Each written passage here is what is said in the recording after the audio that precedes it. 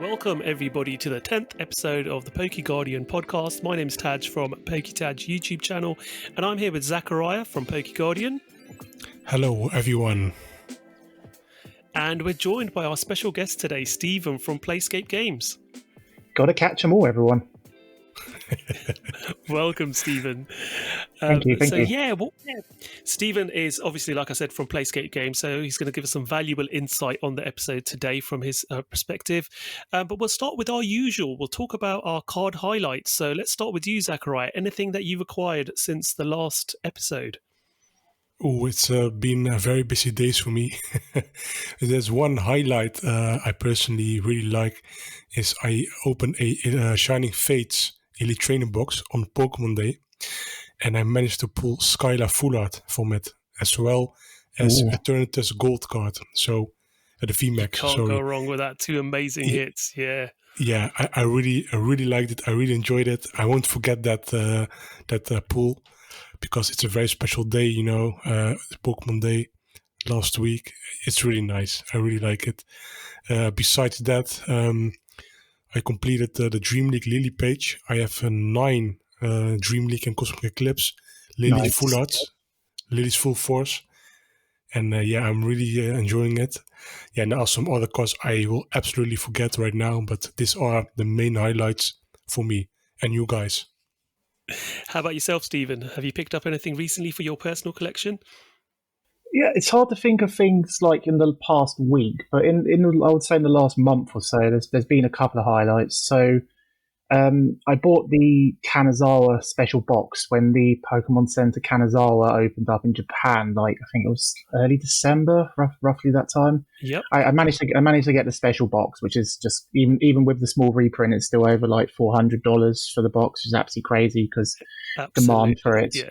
And most people don't realize that they see the Pikachu, I think it's 144 promo that has the logo on it, the Kanazawa's Pikachu. They see that and they think, oh, that's the card, that's the main card. But the box itself, a lot of people kind of gloss over the fact that you got those 3 special promos that are in the Kanazawa box, Sobble, Milotic, and the other Pikachu. And the Pikachu is actually, even though it's the same artwork, it's a reverse holo, and it's actually a different set number. So the one with the stamps 144, and the reverse holo one from the box is 147. And I love that for a number of reasons. I've got that Pikachu, but 147 is a maximum break and snooker, which I absolutely love. So that's one of my favorite sports. So that's love the 147. But I got it PSA graded when I opened my box, and I sent it off on quite a quick turnaround with PSA. And it turns out that when I got it back, it was the very first copy to get graded. So I have the very first, Kanazawa's Pikachu 147 reverse holo, and I was originally planning to sell it, but I didn't realize it was going to be the very first one. So I think I'm probably going to keep it in my collection. It's only a PSA 9, but it's still the first ever one graded. So very happy with that. Oh, that's a fantastic story. Yeah, and as you say, it's unusual that Kanazawa box in normal times wouldn't have been sold out so quickly, I think.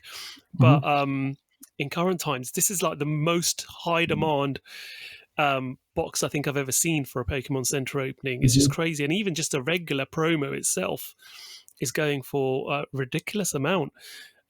Considering that you could normally pick up those Pokemon Center promos for about a 10th, if a 20th of what the Kanazawa absolutely around $5. I think the 144 is around $50+ now. It's gone crazy. Yeah, it's absolutely gone mental. I think people are looking at limited print items, especially with a Pikachu on it, and going crazy, but amazing. That's very lucky for you to have got that. And I think Zakariya's got one arrived today as well, didn't you? Yes.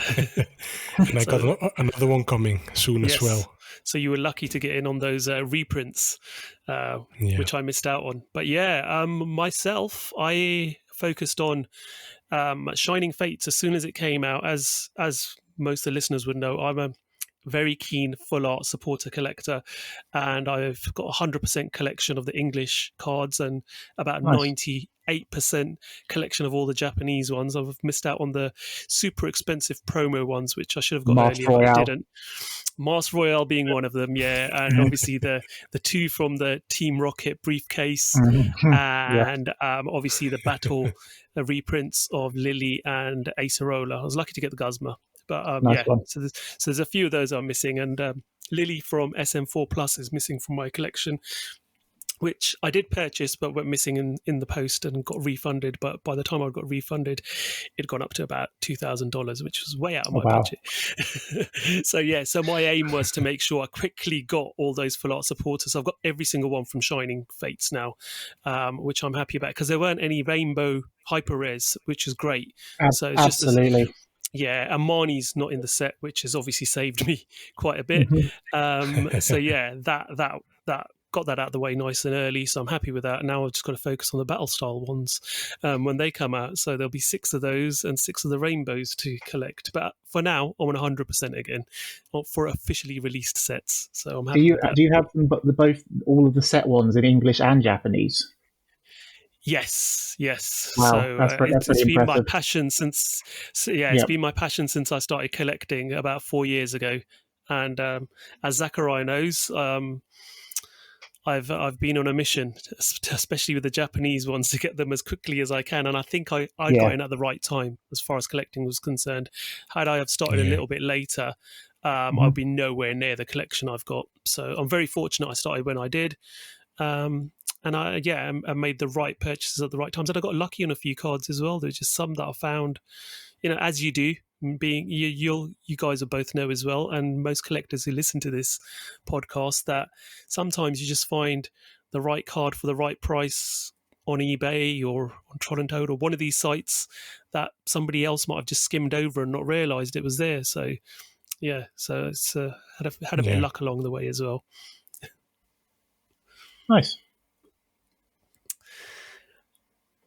Okay, we're going to move on now, and we're going to just speak to Stephen for a little while. And Stephen, if you just give us a bit of background about PlaySkape Games, your role with PlaySkape Games, and a bit about yourself as well. Just tell the listeners your background in Pokemon cards. Okay, hello everyone. My name is Stephen, and I'm a Pokeholic. No, so basically, I'm 31. I started collecting and buying Pokemon cards as soon as they came out in the UK, 1999. I watched the very first episode of the anime when it came out on Sky One, the first ever airing in the UK, and I was hooked straight away. And Pikachu's always been my favorite since that first episode as well. So for my personal collecting sort of purposes, I love collecting just all sorts of random Pikachu cards, rarer Japanese Pikachu's, graded cards, just all sorts of stuff. I got a little Pikachu binder. It's not amazing, but it's still got a few pages of my favorite Pikachus and stuff. So and I kind of paused to around 2001 when the game kind of died out, sort of in the UK and a lot of places, and came back into it in a big way in 2016 with Pokemon Go, which a lot of people say is their entry point back to the hobby around July 2016 when that came out. And I saw a Generations Elite Trainer box, which is now like $500 or something crazy for the Generations ETB. But I saw that in a local gaming store, and got sort of hooked back in via that way. Made some decks, started with Steam Machines, booster packs and decks, and in 2017 I decided to a year later I decided to I might as well, I enjoy this hobby, and I want to try and bring it a bit more to other people. So I think one of the first videos I recorded was a little vlog from a pre-release in Aldershot in the UK for Guardians Rising, and that a lot of people they seem to like it, and I've just been doing a huge mixture of videos for PlaySkape Games since then, a huge range of content, pack openings, PSA graded returns, which is a large part of my business and my income now, and just all sorts of various other things. And I'm in my other spare time, I'm also a Stage 1 Pokemon Professor, so I organise tournaments in my local area in Eastbourne and Polegate in the southeast, kids stuff Pokemon League, and I judge at TCG judge and professor at a lot of the big tournaments, including Worlds in 2019, basically. Fantastic. So a huge insight from day one. And obviously you came back at the time that most of our listeners probably came back into Pokemon. So yeah, it sounds like you've got a lot of experience. And I think what also helps is you've got that balance, haven't you, of being a collector and a player and helping to organise the game as well. And a professor. I'm in literally all various and a business and a seller. I'm in a unique position of which very few people have, which I'm pretty much quite involved in, like all four main kind of things. And it's sometimes can be a struggle to strike a balance between the four. You know, like how should I price things? You know, how much should I collect? How much should I sell of the things that I bring in instead of sticking them in my collection and stuff? So it's trying to strike a balance as well. But it's a nice position to be in. Yeah, absolutely. So great insight. So Stephen's going to be joining us for the whole podcast and giving us his insight as we go through all of the topics. So we're going to move on now to news, topics, and discussion.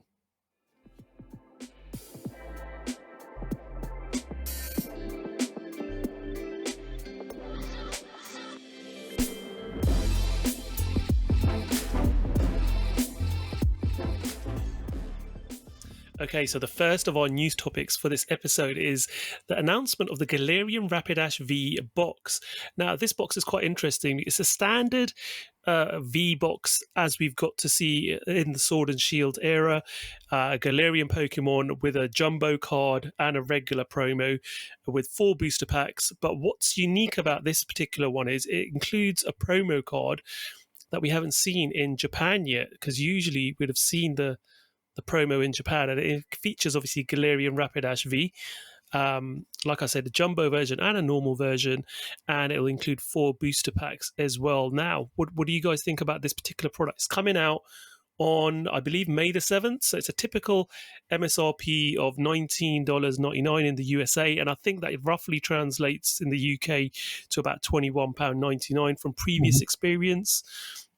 But what do you guys think about this particular V Box?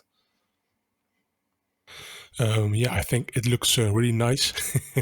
I think Galarian Rapidash is not very popular, but there's an audience for it.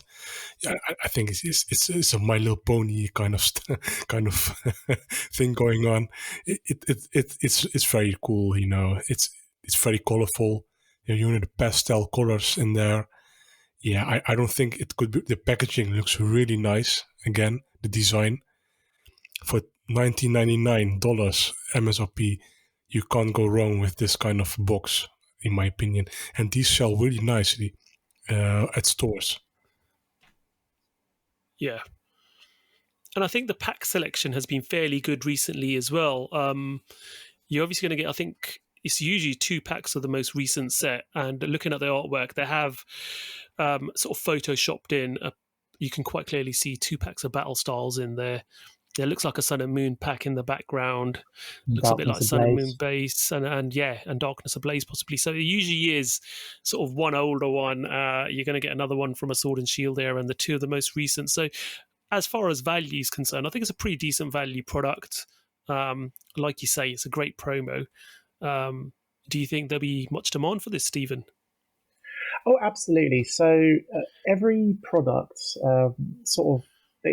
every Pokemon has, some Pokemon have more fans than others, but when, you know, the Sword and Shield video games were being sort of announced and Pokemon was slowly being revealed, they obviously revealed Galarian Ponyta on that 24-hour live stream of the forest where basically nothing happened until Galarian Ponyta came out.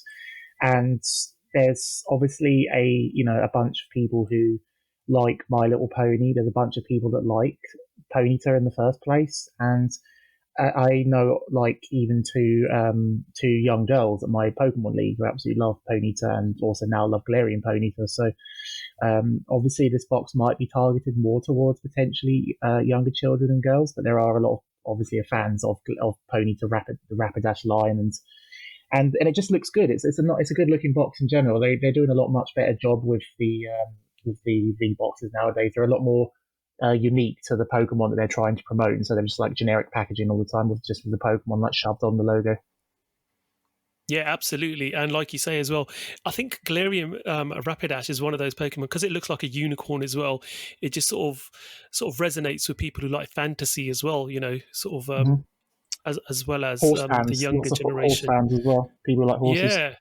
Yeah, absolutely. So yeah, I think it is one of those products that will appeal to quite a few people. And yeah, it's a very interesting observation you made about how nice the boxes and how specific they are looking now to the actual Pokemon that's included in there. And they've done a really good job with this, I think. Yeah. So yeah, you guys are absolutely right. Okay, moving and from on. the Sorry. just one more thing quickly. There's obviously collectors, and we talked about the collectors and the appeal of the box. Unfortunately, the promo itself, we can't see the full text, but it's at the moment psychic Pokemon aren't in a great position where it's quite hard to get a bunch of energy on them. So I can't imagine there's going to be much demand from the player base for this card. So that should also make it easier for the collectors and the casual fans to get it. Yeah, absolutely. No, definitely. On the same day, we had the V Battle decks revealed as well. So we had the Gardevoir V and the Victini V battle deck revealed. So they both come together in one box, but they also come separately as well. So these V battle decks seem to have replaced the theme decks that we previously used to see, because we haven't seen those released in a little while. And they seem to be an interesting product because they do give you an indication of what level of complexity the decks are for a level up to 3. And these seem to be sort of starter intro decks as a level 1 introduction. And I do like the fact that you can get them both packaged together in one box as well. The artwork is new and unique, but the actual cards themselves are alternate artworks, essentially, from these cards that have been previously revealed. I think Gardevoir was in Champion's Path, and Victini was in the original base set of Sword and Shield. But again, 2 different artworks, same moves. So again, it could be an interesting one for collectors, but obviously very nice product for people who like theme decks, this is an upgrade now on theme decks, where you never used to get GXs or Vs previously, but now we're getting these products. MSRP, if you want to buy them individually, they're $14.99 US and $29.99 US for the double pack. So again, what do you guys think of the way that Pokemon have gone now with these V battle decks? Well, Stephen can go. Thank you. Yeah, so it's quite interesting. I'm going to sort of bring it back a bit. So basically, a lot of people don't realize is that with these V battle decks are now the outright replacements for traditional theme decks that release alongside the sets. Because we haven't seen any images for any Battle Styles theme decks, and they're not coming now. It's obviously too late for Battle Styles, and it's highly unlikely also that the next set's Freezing Rain is going to have theme decks as well. So these are very much the new replacements for theme decks, and I think that's a good thing, because if you release them separately from the main set, they might get a lot more attention and a lot more eyes and focus on them than you would if you kept trying to just shove them alongside the dozens of different things that always release on the same day a main set does. And the Blastoise VMAX, the first ones of these, the V Battle Blastoise VMAX and Venusaur VMAX decks, they V and Venusaur, they released like 2 weeks before Shining Fates, and they had a lot more focus on them, and it's quite cool that these are having sort of their own unique release. And I will miss the traditional theme decks from the sets, because those Cracked Ice Hollows, they were a nice sort of collector's piece. The special hollows that come in theme decks, like people needed them for their master sets, and they're making proper master sets of a main set. And they obviously had a lot more theme related to you saw a lot of the cards from that set. But for the most part, these V battle decks are cool, and it's nice that they also give people the flexibility of buying the 2 decks separately, or getting the combined the versus battle deck, where you get the hopefully once I think it said so there'll be more foil trainer cards and new cards that are going to be coming with the double deck, such as the same one with Venusaur and Blastoise, which came with the hollow Boss's Orders Lysander, which you need if you're making a Shining Fates Master set. Yep. No, absolutely, yeah, and like you say, I think it's a great direction that they've split this, and like these particular sets are coming out on May the 7th. So again, it is off the release date of new sets and gives them a bit more of their own space in the market, which is great. Because as you say, the previous theme decks were literally people would either ignore them, they'd sit on the shelf in your supermarket and, come out at the same time as a set. Mm-hmm. Whereas with this, like you say, it gives them a bit more flexibility about the cards they include in there as well, because theme decks were pretty much... And they can also, include whichever popular Pokemon they want. As opposed to like theme decks, if you think recently, like Darkness Ablaze, Galarian Darmanitan and Galarian Surfetch, like they're limited to whatever Pokemon is in that main set.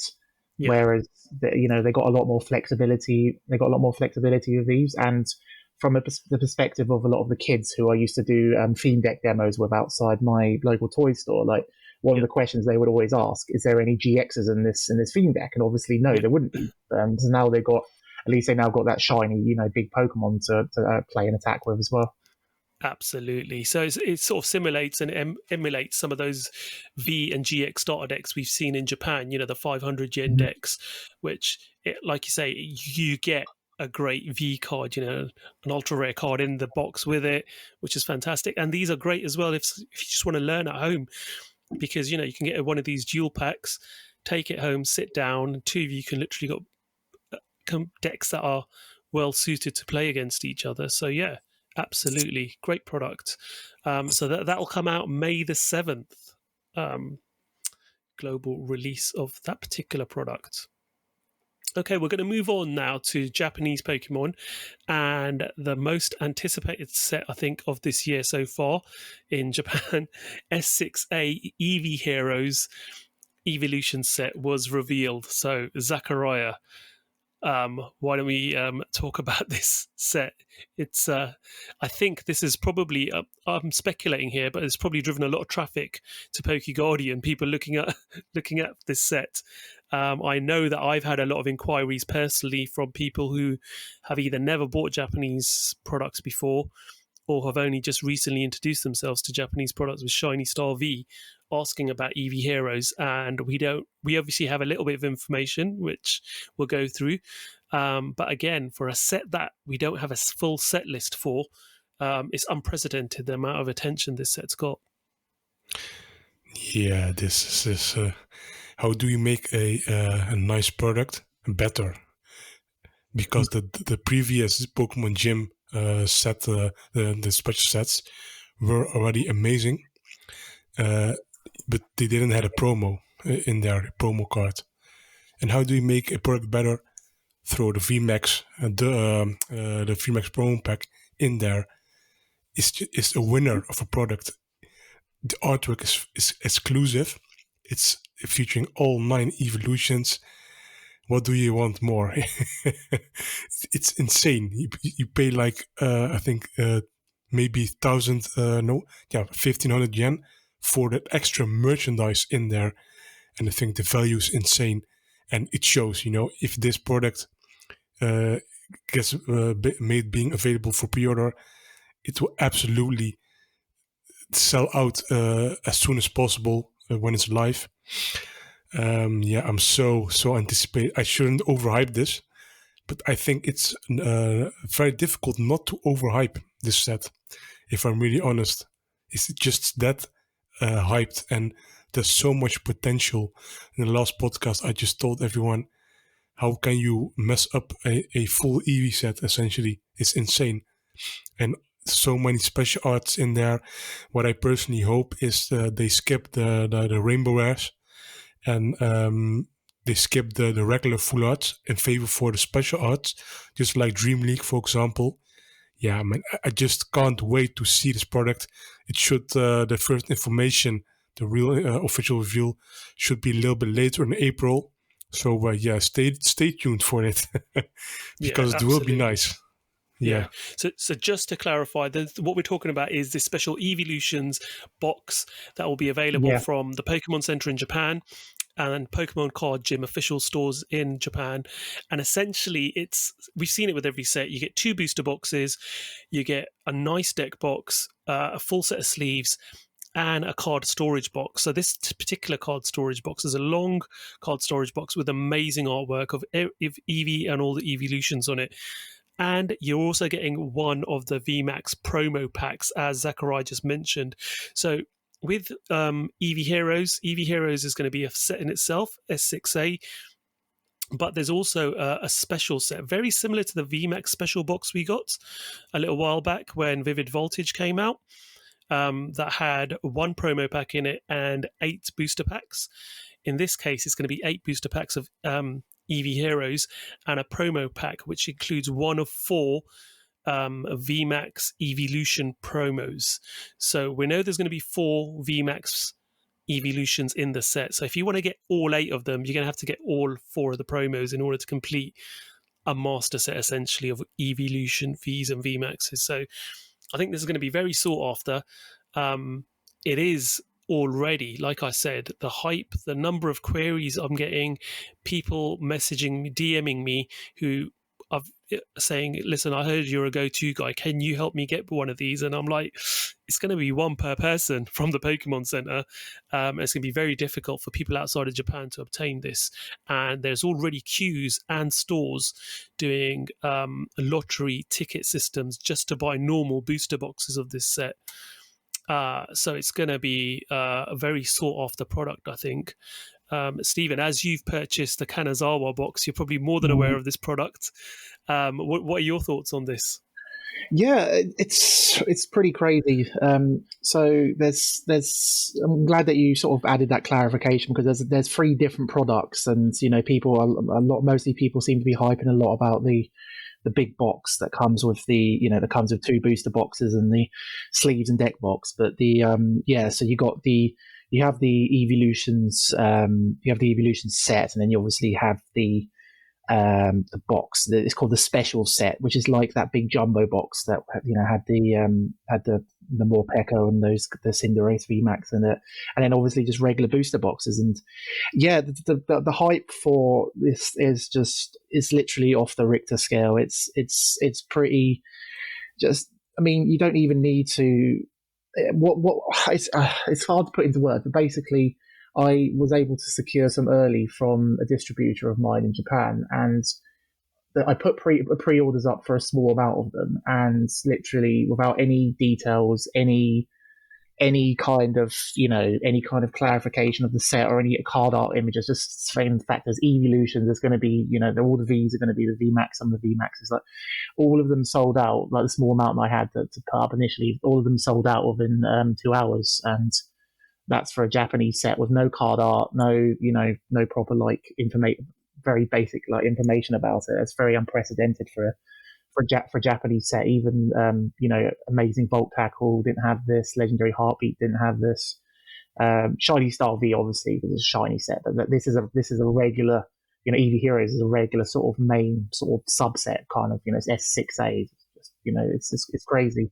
Like the amount of hype is just insane. And what makes it interesting is because if you think about the normal Japanese main sets, you have so-called bad cards that you can pull from the V's.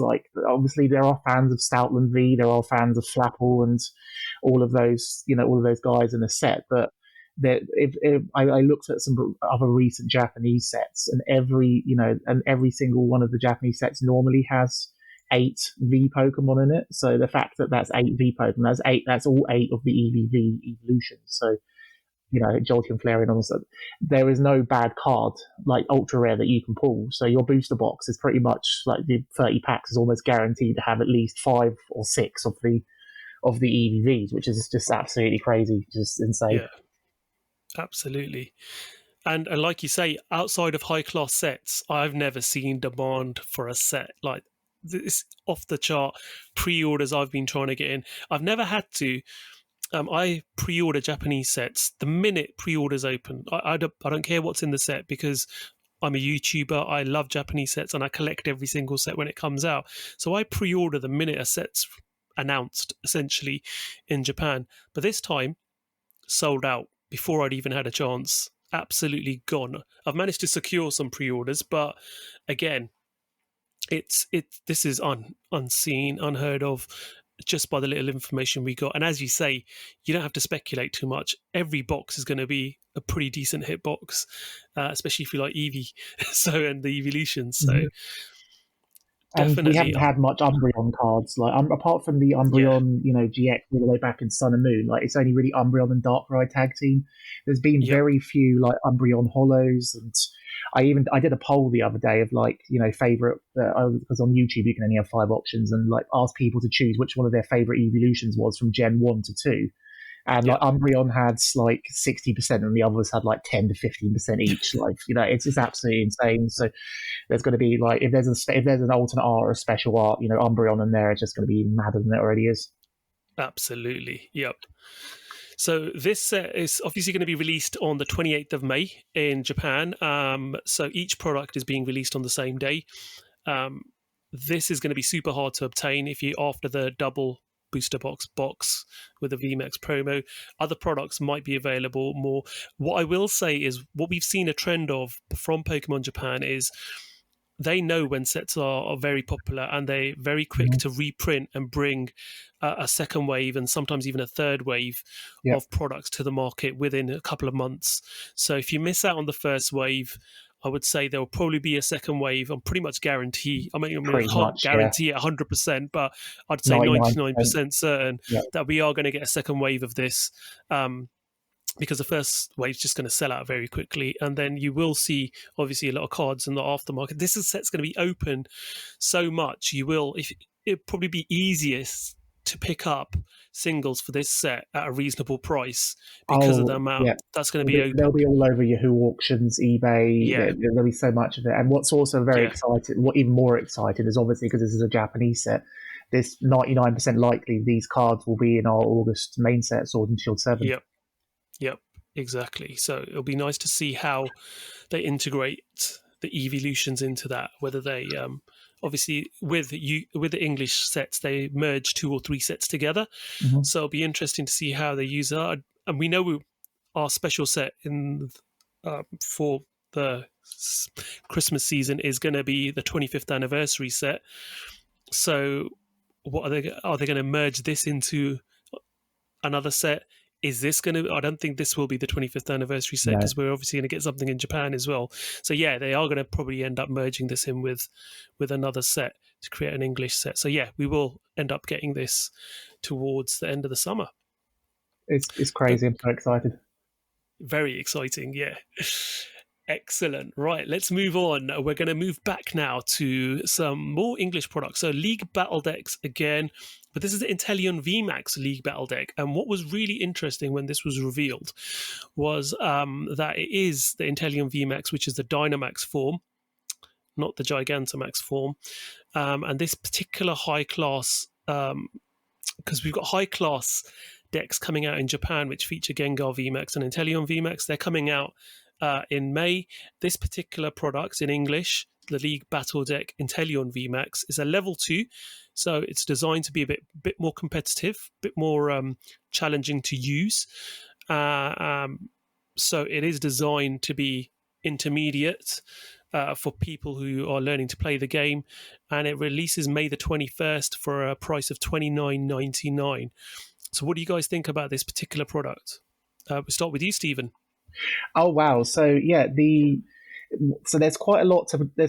I could probably spend like 30 minutes just talking about this on its own. But basically, what's very, very interesting about this? So the Inteleon VMAX is obviously a straight reprint of the one from Rebel Clash, and obviously recently we've had the shiny Dragapult VMAX collection box, which is a reprint of Dragapult V and VMAX from a new version, the same card basically. So they've basically it's quite interesting that they've reprinted effectively both Inteleon and Dragapult V and VMAX within quite a short window.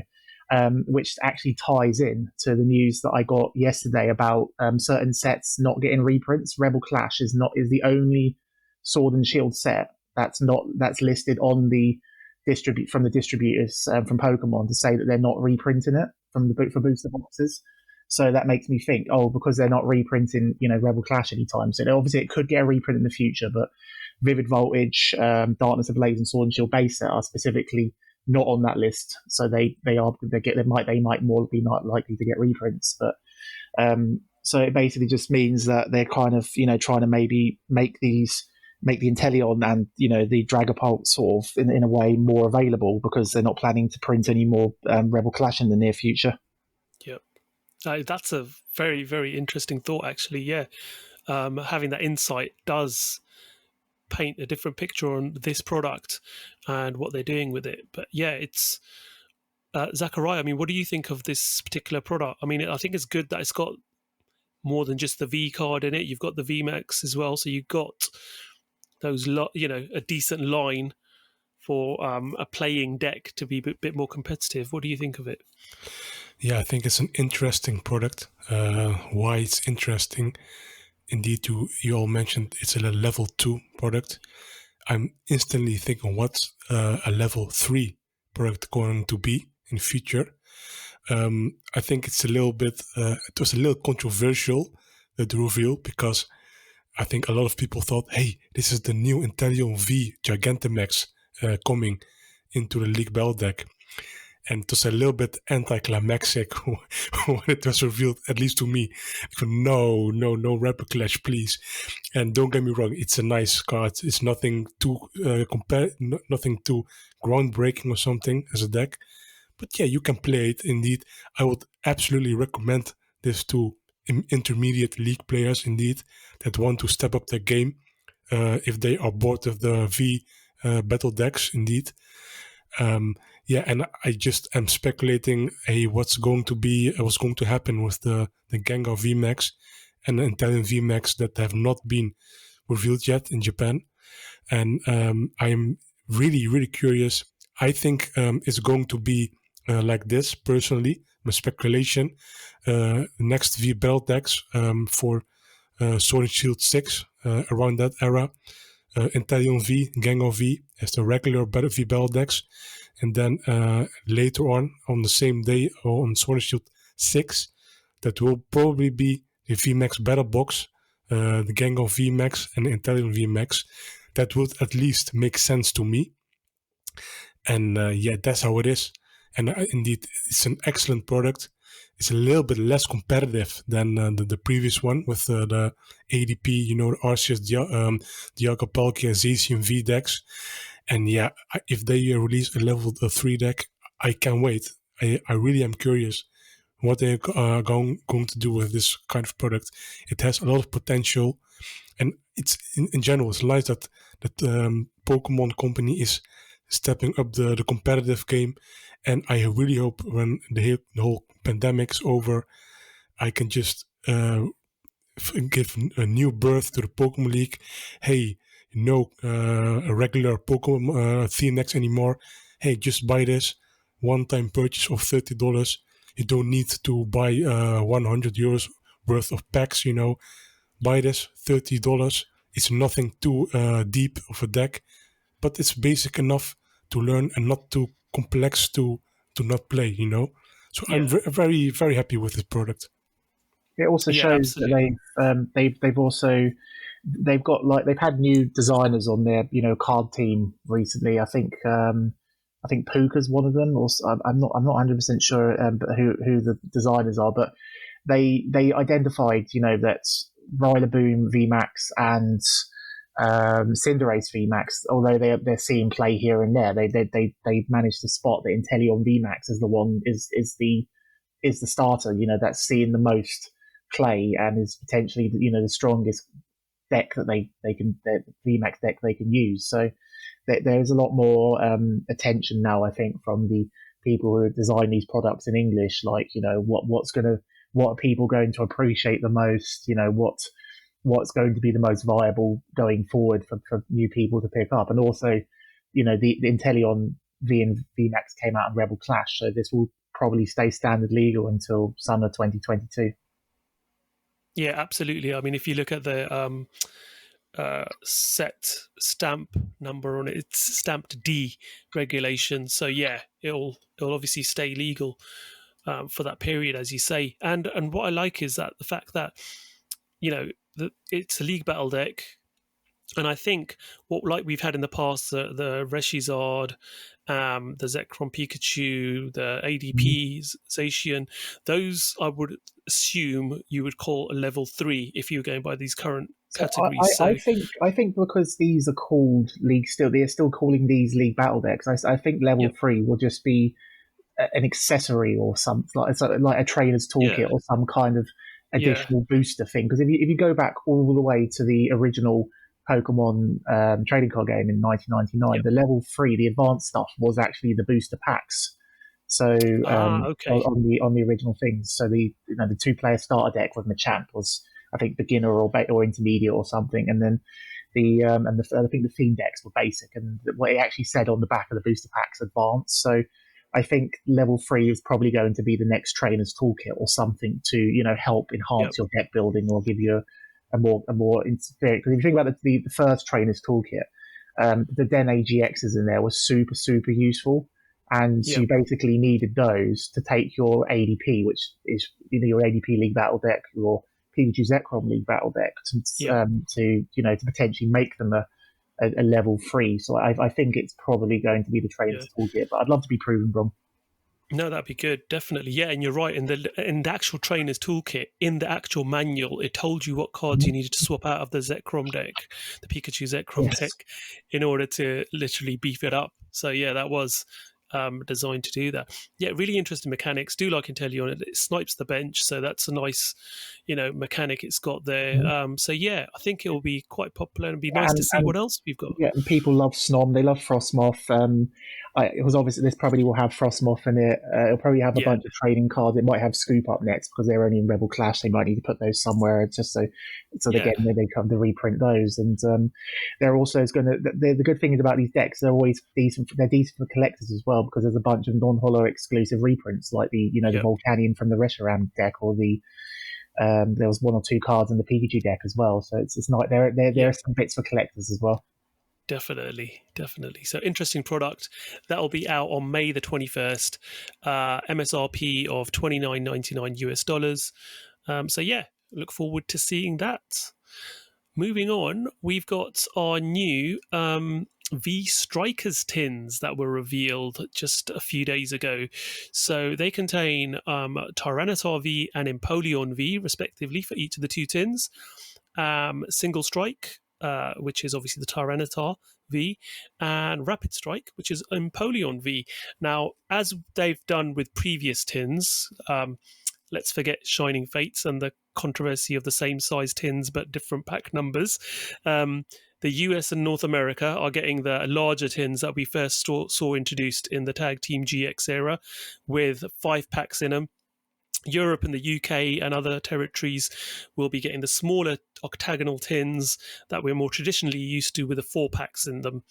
I think Australasia gets the larger tins from my friends in Australia, who seem to be getting the bigger tins, and not familiar with the smaller ones recently. So yeah, it's localized for each market, and I think I've always speculated in the past that it's to do with the tariffs that we had introduced about a year or 2 ago in the EU and the UK on trading cards from the USA, which has impacted the price. And it's probably to do with pricing and that factor of, you usually see these tins in the supermarkets, to be fair, and it's at a price. It's got to be at a price point which is tempting for someone to purchase. So I think that's the reason why they do that. But it's a $24.99 US MSRP on this. Thoughts, guys, about these cards and the tins?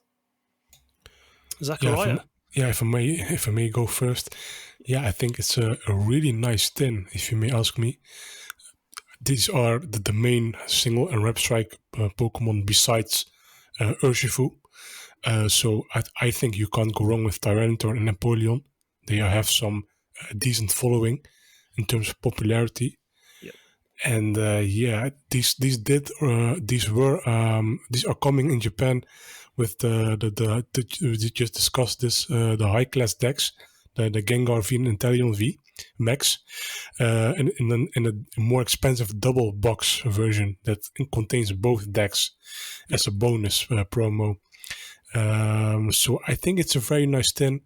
The whole controversy, indeed, with the 4 or 5 packs, it was a little bit awkward because a lot of, what I've seen, a lot of Dutch web shops took the 5-pack description, and for, I think, 1 week before the release, they corrected that to 4. So a lot of customers thought they were getting 5 packs.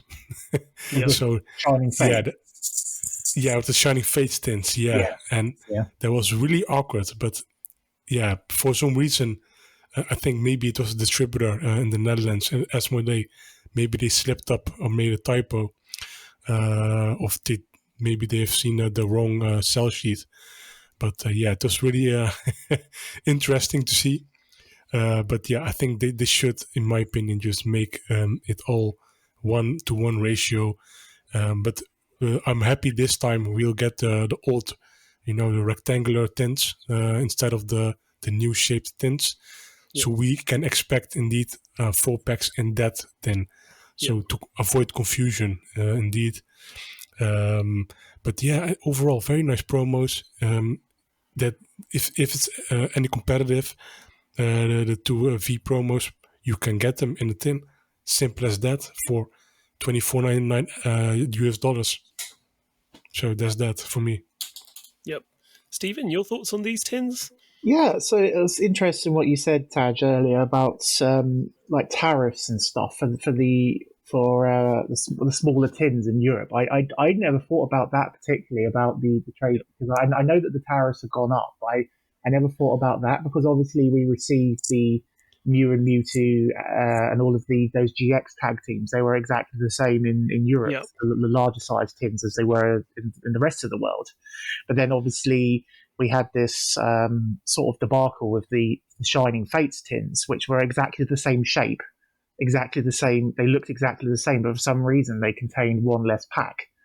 So that was really curious. So then I thought potentially, was it some kind of, maybe they were trying to, stretch the because they could only print a certain amount of Shining Fates, so they, to get enough for launch, maybe they were trying to stretch out the amount of packs that they were distributing worldwide, just so they could get more out, basically. So you think about it, for every 1 tin that you take 1 pack out, you can make 1 less. You can make 1 more tin in Europe, or you know what I'm trying to get out there, basically. Yeah, absolutely. And but in regards to the Tyranitar and Empoleon V being smaller size, so it was really interesting what you said about tariffs. I also think that in Europe, compared to Australia and United States and Canada, our supermarkets and our retail stores on average are a lot smaller than the United States. And I've been to Target, I've been to Walmart, and these supermarkets are absolutely massive. And potentially the smaller tins might just be because they're trying to target, get more stuff into Asda and Tesco and the shops in the UK. Potentially these smaller tins are probably just trying to make them a bit more friendly for our our smaller retail spaces, and even the spaces that we have for toys and games in the UK supermarkets are so incredibly small and tiny compared to the many aisles you'll see in your average Walmart and Target. So potentially that might have something to do with it. Yeah, I think so. Yeah, definitely. I think that size issue is a massive thing. As you say, in my local supermarket, you're lucky to have 1 or 2 shelves dedicated to Pokemon if you're lucky. Mm-hmm. Whereas, like you say, I've been to Target and Walmart, and they've got a 3-meter stretch, top to bottom, all full of Pokemon product, which is not the case at the moment with the situation out there. But they're usually full of Pokemon products, and it is one of those things. But I think it's a combination of space, combination of tariffs. They tried it with the GX tins. I think it was a $29.99 price point in the UK. They probably saw the sales data, compared it to previous tins, and thought we need to keep it at that $24.99 RRP, just to keep it as an not an impulse buy, but something a mum might buy for a kid Yeah, if they're in there shopping or think as a present for someone. Whereas that extra £5 might have just pushed it out of that impulse absolutely. territory from a psychological point of view. So I think there is, so I think the whole 10% tariff did play a certain bit of impact on the tins. But yeah, it's a controversy we've had obviously with the Shining Fates tins that's brought this all to light, I think, more recently. But we're going to continue to get the smaller tins. I do like they've picked the 2 Pokemon who get special art treatment as well in this new set. The promos, nice. they're good promos. Yep. Tyranitar and Inteleon have a lot of fans. If you're looking at like from a outsider's perspective of the Pokemon and cards in battle styles, really you can only say like potentially Mimikyu and Victini are potentially more popular than these two. But obviously they're trying to promote their whole battle styles, the Rapid Strike, the Single Strike. They're trying to focus on that for a bit more. So I think like Mimikyu and Victini might have sold more, but I think they want to, they want to try and put a bit of focus on the Battle Strike, the Single Strike and Rapid Strike for now. So, but they're good. They're good cards. They're not overly powerful tournament cards. Maybe in Polion, the Tyranitar might see players of one-off in some of the decks, but I think collectors and some players will definitely love them as well. Yeah, definitely will be appealing out there. Coming back to the booster pack thing, by the way, I think it's MSRP for one booster pack here in the Netherlands. It's €5.99 at retail stores. Wow. So divided by 4 is €24 for 4 packs. Mm-hmm. Yeah. And if they add one more with a promo, you can get to the €25. And it takes over £20 as well if you add another pack. So that the tins, the 4-pack tins, just stay under that as well. Yeah. So absolutely. I think it is about keeping that price at that right price point. Yeah. Solve the mystery. Excellent. Yep. Awesome. Right, we're going to move on now to something that is new, unique, and I was pretty surprised when I opened up my Pokemon Go one morning and saw this. It came up immediately on the flash screen, as it does when there's something new, saying Professor Willow is going to be released as a Pokemon card to celebrate the 5th anniversary of Pokemon Go. So this is really interesting news. We haven't seen Professor Willow outside of Pokemon Go before. He pops up every time you've got special research going on. Whenever there's a community day, he'll come and talk to you and give you his insight. And we're now going to see him as a Pokemon card. There's no firm information as to how he's going to appear, but we know it's going to be late May. It's going to be... we haven't seen the artwork, but it's officially been clarified to us that it is happening.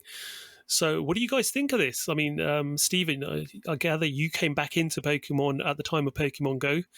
Do you still play it? I certainly do. And what are your thoughts on this card? So in regards to me still playing it, I do occasionally dabble when I go on walks with a friend of mine. Shout out to Daniel. Yep. I kind of gave myself burnout in 2016. I got to level 31, 32 very, very quickly. And I kind of, moved more of my focus and my energy into the TCG. And it's primarily been in the TCG ever really since, mid to late 2016. But I am very excited about this. I'm surprised that, considering how popular Pokemon Go was and how popular, how many people, Pokemon Go almost single-handedly saved the Pokemon hobby as a whole. I would say the amount of eyes and attention and focus, and just like even just casual media outlets. Like I did an interview for local BBC, local news station in Eastbourne about the Pokemon Go hype.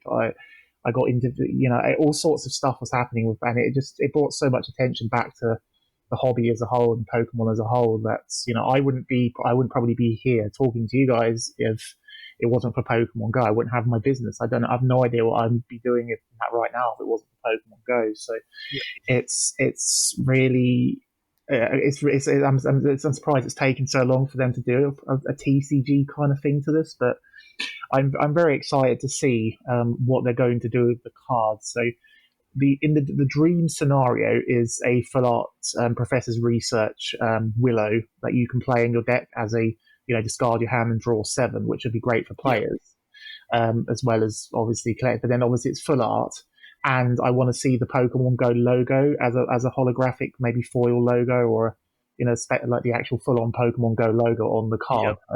Worst case scenario is we get a half-art Professor's Willow, Professor's Research with a sort of a non-holo logo on it, but even that will still be cool. Yeah, absolutely. Yeah, it'd be nice to know how it's going to be distributed as well in the current climate. I know May is a few months away and things might change, but I don't think they're expecting people to be going to league events globally fully at that time. So it'd be nice to know how the planned distribution of this card is as well. So Zakariya, you got any thoughts on this? Yes, I think all regions are going to get this card. Also, Pokemon Korea, Pokemon Asia, Japan. I think all the regions will get this promo. It's actually a worldwide distribution, which is very cool, if you may ask me. And just like you also mentioned before, indeed, I hope it's a full-out promo. Shouldn't be that hard to manage, Yeah. Pokemon Go stamp on there. And adding up to all of this is the year of crossovers and celebration. Yeah. So it makes perfectly sense to do this right now. The Pokemon Go is 5 years soon. The TCG, like the article said on Pokemon Go, the Niantic page, 25th anniversary of TCG and Pokemon. So it's absolutely just wait and see. I'm very excited. I think this may also attract a lot of Pokemon Go players into, hey, there's a Pokemon card game dedicated to this, So I'm very curious what they will bring. Very cool concept. It can't go wrong. And maybe the distribution, I think it will be just like your other store promos. Yeah. I think that would make the most sense to me, because if they do it in another way, it will be dramatic. Yeah. I mean, personally, I would love to see them do it as a in-game way of claiming the card. I don't know, maybe a special research.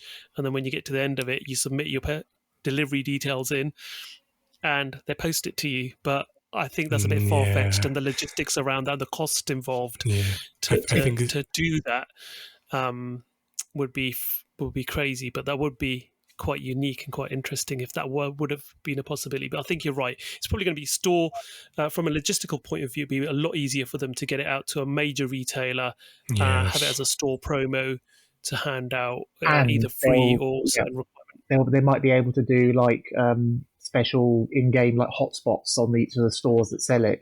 Like maybe if it's Game in the UK, they can put Pokestops on Game, and you can then go to the thing, because I imagine they'll like as you mentioned earlier, they might want to tie it in somehow to do something. You have to go on the app because they want more people to play Pokemon Go. They want more people to spend money on microtransactions and stuff. So they want people to go inside the apps potentially. So and so maybe they'll have the stores that are distributing them, whether it's Smiths in the UK or Target in the United States or GameStop or wherever. Like they might do something with the Pokestops, or make people actually physically go to these stores on the game as well, potentially.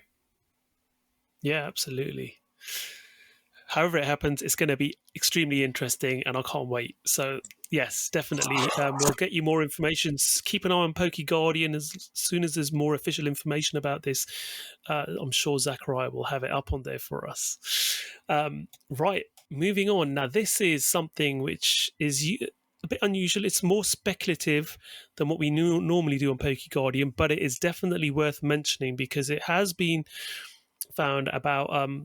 everyone was a bit surprised that Marnie wasn't in Shining Fates, the full art Marnie. Now, this card is super popular in Japan, more expensive than a Charizard VMAX over there. And we didn't get it in our Shining Fates set. But there has been... it's a leak or information that's been found from the TCG Card Decks app. So I don't know if you guys are aware, but there was a mobile app that the Pokemon released for you to be able to literally keep track of your Pokemon collection and be able to scan your cards into. so you could keep a track of what you're missing and what you haven't got in your collection. Really nice. I found the UI was a bit buggy to begin with, so I never really picked it up and went on with it, but it is a very slick looking app. But there's been information found in there for Sword and Shield promos that haven't come out yet. And there's a Sword and Shield promo 120 and 121 with regulation marks D, both called Marnie, which seems to speculate it could. And the only two Marnies that we haven't had released in English are the one from Shiny Star V, the full art, and the Marnie from the special case file, which was a signed card. So interesting stuff that those two cards could potentially be these two promo numbers. Obviously, there's no confirmation yet. This is purely speculative, but putting two and two together and looking at which two Marnies we haven't got, I think it's a fairly good educated guess that Zakariya's made that those two promos could be the two cards we're missing. So Zakariya, do you want to elaborate on this maybe? Yes, just to get it out there, the data is real. Yeah, the data is real. Yes. Yeah, the data is real. So, and I think it adds more fuel to the speculation pile. And I think a lot of people were saying or speculating that Marnie would be in Battle Styles. No, Battle Styles set list has been fully revealed. There's no Marnie in there, and I think why they didn't include Marnie in there is because it's a year 2 set. It's a new era. Yep. I don't expect Marnie into a Battle Styles set. If you understand what I mean, yep. It would be out of place if you ask me. And from a rotation point of view, exactly. So for those listeners who aren't aware of the playing regulations, obviously sets rotate once every year to what's in standard format. And because Marnie was in the original base set, her regulation mark is a D mark. And if she was to be then put in Battle Styles, she would then be included with the E mark sets essentially as well, which would confuse things. We have got certain cards which have, like Professor's Research, but again, I think they've got the deregulation as well, haven't they? I'm not sure, but I think that there's more to than only regulation. Yeah. Just for aesthetic, how do we say it? Aesthetic purposes. But a little bit of backstory. For example, the SM4 Plus Lily and the Lucamine and was it Guzma? No, not Guzma. Those two cards were in Ultra Prism, but they were a year 1 card. And even if they are promos, maybe they can let it survive the other, the rotation. So I don't think that's a real. I don't think you should worry about that, but more from more of an artwork. It's a new mechanic. Everything's new. They won't. I think it doesn't make sense to me to have leftovers from year 1 into that set. From more of a more design perspective, and it would make sense for me to release it as a promo, throw it all in a special money box. Yeah, it will bring so much money for the Pokemon Company International. It makes absolute sense from a business perspective, I think, to release it as a special product. It has a decent following. Yeah, decent. It has a very popular following, Marnie, right now. I think you can't go wrong with those two cards in a special product. And I don't think we are seeing it in this block. I think we are seeing it around the Sword and Shield 6 block, which is called, what was it called again? Chilling Rain. We also need to discuss that logo. And that's the Sword and Shield 6, the June set for us. So, but yeah, essentially, I can't wait to see what's going to be confirmed or not. And yes, it will be super. My recommendation: don't wait. If you want this card, one or either or two, just pre-order the minute you see something remotely of this product. Don't hold back. And I think a lot of people will do that, of course. Mhm. But yeah, absolutely get it. Very hyped card, the full out Marnie, and the signed Marnie card with a smile. Practicing a smile. Yeah, I think that's more iconic than the Shining Fates full art. Sorry, the Shining Star V full art. But I am very hyped. And a lot of people are very hyped as well to see them in English. Absolutely. Stephen, your thoughts? Yeah, it's very interesting. I also liked seeing that list of all the cards that were revealed. There's I think it was Cinderace, Inteleon, Cresselia, and Simeon. I'm thinking they might be the build and battle promos potentially for the freezing rain, chilling rain, whatever it was, chilling rain. Because it comes roughly just after Galarian Rapidash is released, so potentially they might be the build and battle promos as well, which is quite cool. But yeah, in regards to the Marnie, it's very interesting that I never thought about it in regards to the fact that the promos, they would keep the regulation Mark D, because Marnie it's not as widely hated as Argus Dialga Palkia ADP, or potentially some other cards like Crushing Hammer, but there's a lot of players who don't like the fact that there's a lot of RNG randomness involved when people play Marnie against you. For those that don't know, Marnie makes you shuffle your hands. You put your cards to the bottom of your deck, and then if you're as opponent that played the card, you draw 4. And then obviously the person who played the card draws 5. And if you've got like 7, 8 cards, you've just played your first turn, you've used Ashen V's, Intrepid Sword, you've got like 7, 8 cards in your hand, and then your opponent Marnies you like straight on your first turn, you've got 4 card hand, and you basically, it's very RNG heavy, and reset stamps rotating out now, so Marnie's pretty much the only card. The reset stamp's going to rotate soon, and the Marnie's the only card that can pretty much be that kind of controlling sort of disruption from. And it's also still a very good draw card, putting your card to the bottom of your deck and drawing 5. I mean, sometimes I even prefer Marnie over an effect like Cynthia. Obviously, it's drawing less for one card, but you can take cards out of your deck and then play Marnie and then put them on the bottom. You know you're not going to draw into those same cards. You're going to get 5 completely fresh cards, and it's a very, very, very strong card. And I think they've seen, the complaints by players. They've seen how powerful it is. A lot of other draw supporters aren't used other than Marnie and Professor's research, and they could have. I think they even knew from the start that Marnie was going to be a powerful card, because they didn't give Marnie a Professor's research or a Boss's order style tag where you can get that effect to multiple cards. It's literally just Marnie. So unlike Cynthia Lily in Sun and Moon base set, and then they had the full art Lily in Ultra Prism, which kept Lily in the standard format for another year.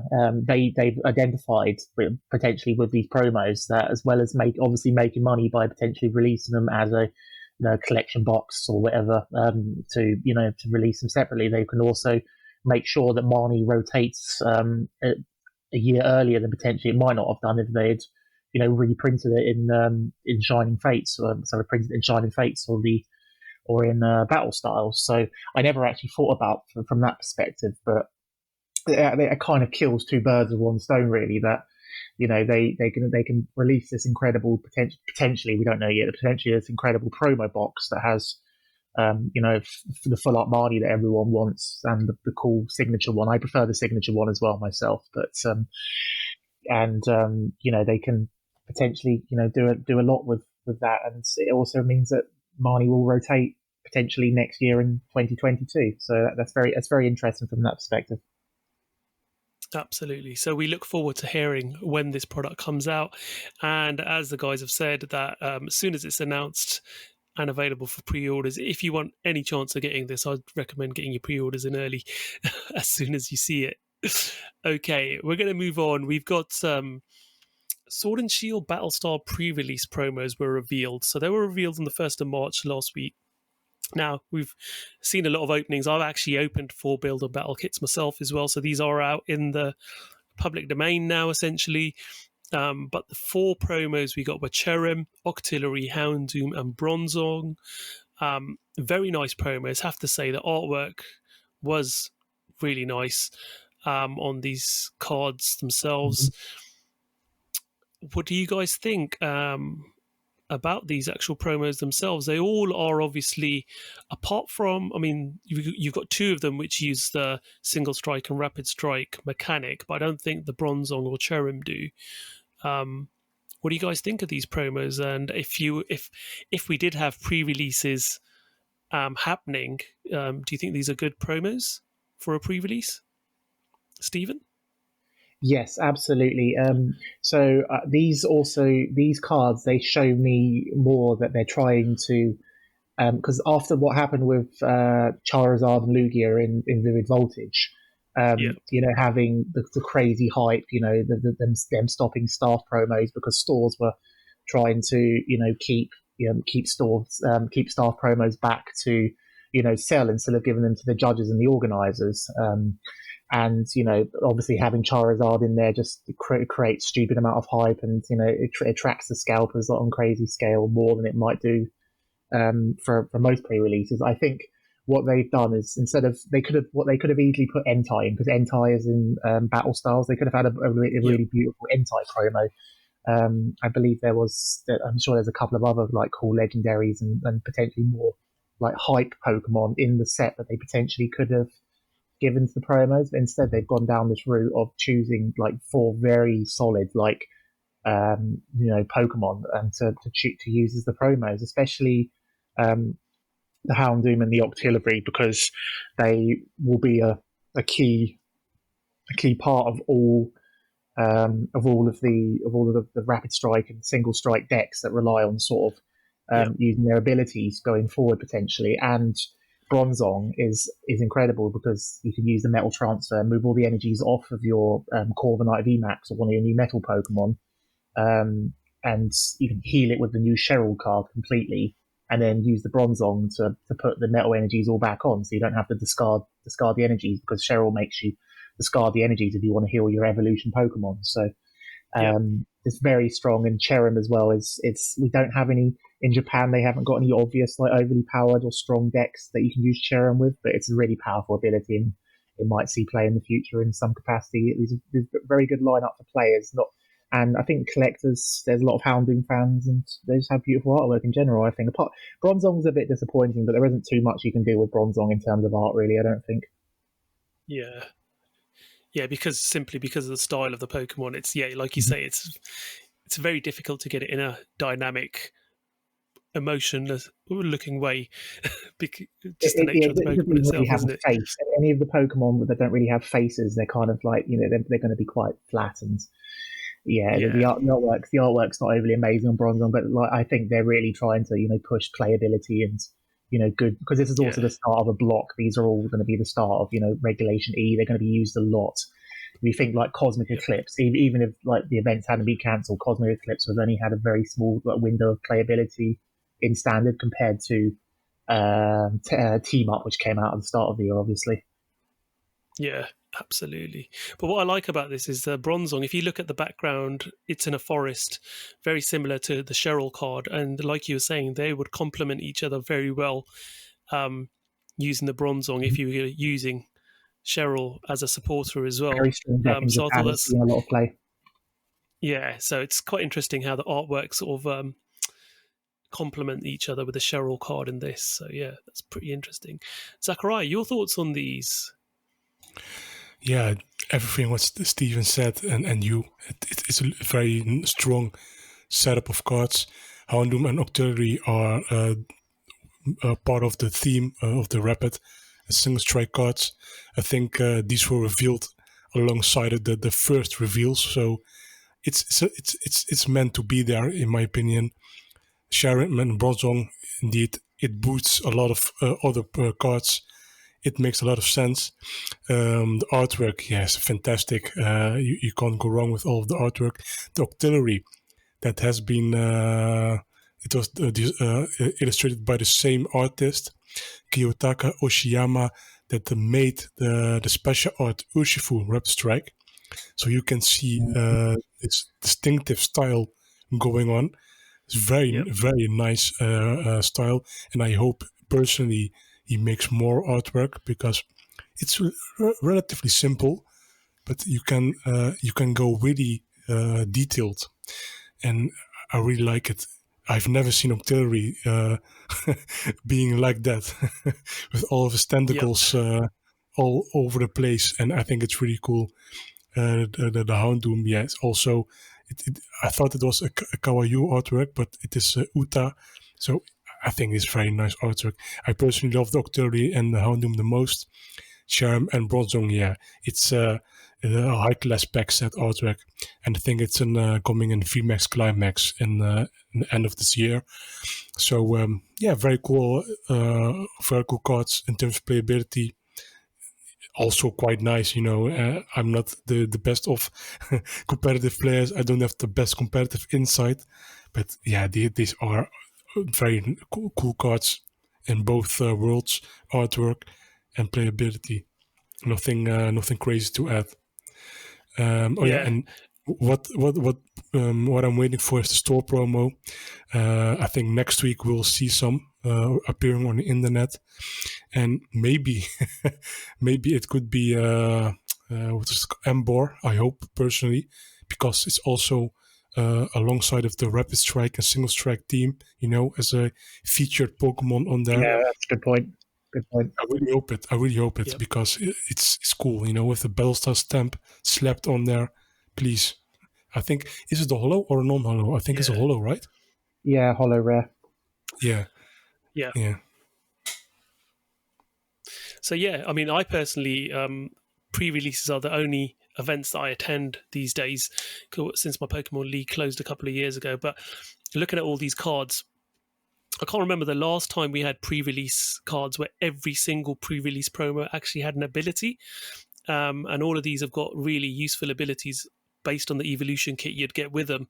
So, I wouldn't be disappointed in getting any of these to play in an actual pre-release personally. I thought that was quite interesting when I saw all 4 of those promos. First time in a while I'd seen all 4 with an ability attached to them. So we'll move on. Talking about battle styles, PokeGuardian got the full list of battle style cards. Full digital list is on the site, so go and check it out if you're interested in seeing all of those. The big thing that we saw obviously was that of the 183 cards, we didn't get Marnie, which we've already discussed. There are obviously 91 cards from Rapid Strike Master and 91 cards from Rapid Strike Master and 91 cards from Single Strike Master. So there's one extra card added in there, which was who I call Jedward in this set. Shieldbert and Swordwood and Shieldbert, Jedward, which were a Pokemon card. They were a Pokemon card gym promo in Japan, so they are the extra card that's been added, as well as the 2 core sets from Japan, because there were 70 cards each with 21 SR or higher. So basically we've got those 2 sets combined and that 1 extra card, which makes up this full list, which is very interesting. So did this list surprise either of you guys? Stephen, did it surprise you when you saw this full list? Not really. I think this is probably one of the most one of the main set lists that we've had for a while, where you can pretty much just predict almost every single card. There's very few surprises. The only surprise really was that the Marnie wasn't in there. So when we got the digital set list before we saw these promos, were going to be potentially coming out, and the Marnie wasn't in Battle Styles, and because people thought, they moved it from. Some people thought they moved it from Shining Fates to put it in Battle Styles, just so they could have another chase card to add to, Battle Styles. And Marnie, she's in her arena outfit, and she's kind of like battling. She's doing compared to her Sword and Shield artwork, she looks like she's up for a battle more than than in her Sword and Shield base set artwork. So apart from that, I mean, the Swordwood and Shieldbert. It's not a very good card, but I imagine they just needed to shove it in there just for the sake of completion and sets and having every trainer card available to all the players. But for the most part, there wasn't any surprises really for the English battle styles. But the set is actually very solid. There's been so many Charizards, so many big chase cards, so many, even Pikachu VMAX Rainbow Rare, Pikachu and Charizard. I've got the data from my eBay sales, and Pikachu and Charizard stuff always sells the fastest and quickest by a large margin in comparison to all of the other Pokemon. And it's to have a Charizard set, a special set containing Charizard, a Pikachu set, and then another Charizard set in a row, back to back, Darkness Ablaze, Champion's Path, Vivid Voltage, Shining Fates, containing these big cards. It's quite nice to have to think about a set and then kind of ask yourself, what is the big card? What is the card potentially that people might want? What should I be looking out for? Because one person might say Level Ball Secret Rare. One person might say, the gold Houndoom. I did a poll, and overwhelmingly people were saying the Tyranitar V special arts, the one with the Pig Knight in the background where he sleeps. It is absolutely amazing. I love that card, and it's probably justified to be the quote unquote chase card compared to the others. But I could spend a good half an hour talking about the set and things. But I think my two underrated cards are probably Mimikyu V Full Arts and the Victini V Full Arts. They are both absolutely gorgeous, and in comparison to some GXs and EXs we've had, well, obviously not EXs and Mimikyu, but some recent Victini and Mimikyu cards we had, I think they're just absolutely gorgeous, and they're probably two I'm going to be looking out for. Yep, definitely. I've got those in Japanese, and I have to say they're stunning. Mm-hmm. Karina's Focus is, for me, going to be one of the cards that I'd definitely be trying to obtain fairly quickly. Zakariya, what are your thoughts? Yeah, no surprises for me. People tend to forget this is a base set of year 2. So it makes, to me, a lot of sense not to switch up. Not to switch up too much with other sets, because indeed it's a year 2 set, base set. I think it makes sense that Marnie was removed from Battle Styles, because it doesn't fit in there as a year 1 in a year 2 product, and that's how I think personally of it. In terms of the actual content of the set, I think it's very nice. I think people underestimated Battle Styles. They were a little bit, they thought it was a weird set. What is this? Why is the name so weirdly? This logo ruins everything. That's the first response I have noticed of Battle Styles. And then people saw the special art cards. And now it's a really nice set. There's potential in that set. And this time it's really playable as well. It's absolutely defining the meta game for, I think, the next year. Not this set, but the other upcoming sets. Because the base set is always, a base set, So Matchless Fighters, I think it has a lot of potential, even as a smaller set. And S6, the Calyrex, the Shadow Rider Calyrex and Ice Rider Calyrex, I think they will be, just like it turns a lot of hype and buzz going on. Will they define a meta game? We will see. But Battle Styles, I think, is one of the most solid base sets in years. I think it's a lot better than Ultra Prism. Ultra Prism, yes, the majority of the ultra rares, the GXs and stuff that Ultra Prism brought outside of Cynthia, very, very few of the cards from Ultra Prism were seen play towards the end of before they just rotated. It's I think Battle Styles. I should have mentioned more about the competitive side of the set, but because I haven't been playing that much physical cards recently, I'm looking more at sets nowadays for collectability and potentially cards to get PSA graded and stuff. But the Battle Styles is a very, very strong set competitive wise, especially in comparison to Vivid Voltage, Champion's Path, and the new cards that came from Shining Fates.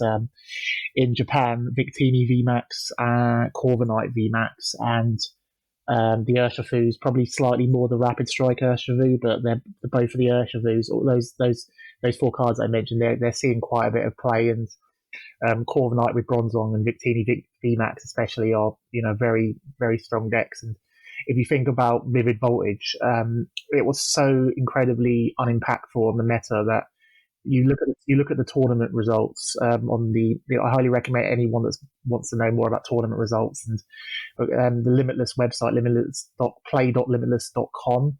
They ever since just, I think it was around August, maybe a bit earlier, maybe after that, like around August time, they started hosting online tournaments and tournament results for online tournaments on their website, and you pretty much every single deck from every single online tournament that Limitless has run, and they do many, they host a lot of them every week, expanded, standard, all sorts of formats.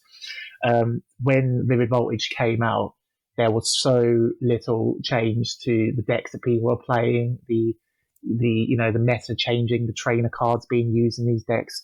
The strongest deck from Vivid Voltage was Colossal VMAX, and you'd have to argue potentially that even struggles to be a tier 2 deck sometimes, just because it doesn't do enough damage and it's so slow. Even in comparison to, you think people thought, Colossal VMAX is coming out because it's a fighting type Pokemon, and the Eternatus VMAX and Pikachu Zekrom are weak to fighting in the TCG. That Colossal VMAX is going to dominate the meta. It's going to be a really very strong card. And no, you still Pikarom and Pikachu Zekrom tag team and Eternatus VMAX are still the big boys. They're still the strongest, dominating decks in amongst the top 3-4 strongest decks in the format. Still, however many months after Darkness Ablaze came out. So the meta has been very, very stale since Darkness Ablaze came out, and even then, really only Eternatus VMAX is the only deck from Darkness Ablaze that come out. So to potentially have 3-4, maybe more, that haven't seen that much play in Japan in the future, but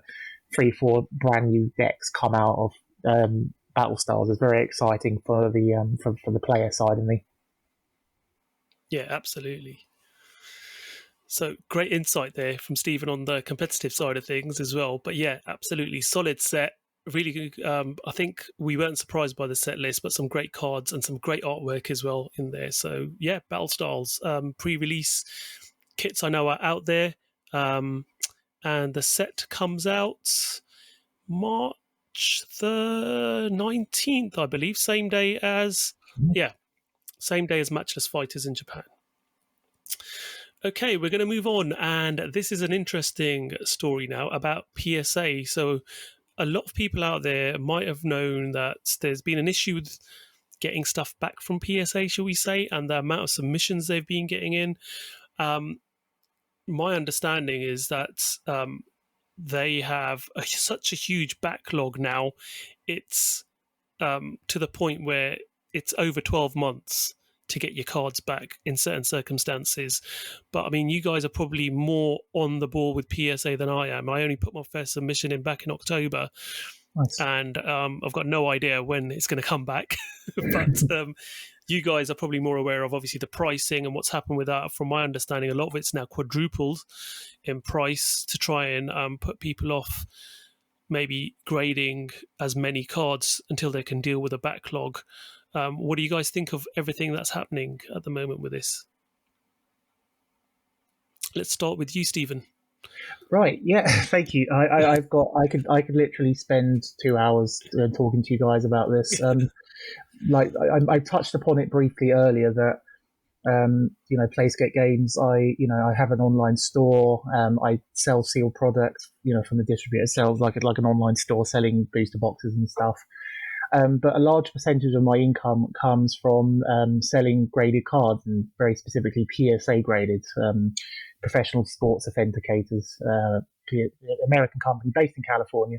You said the prices quadrupled. The prices, they doubled for the most. I think most of the prices doubled. So what people consider to be the bulk tier. So you just your any value cards, lower value, medium value cards.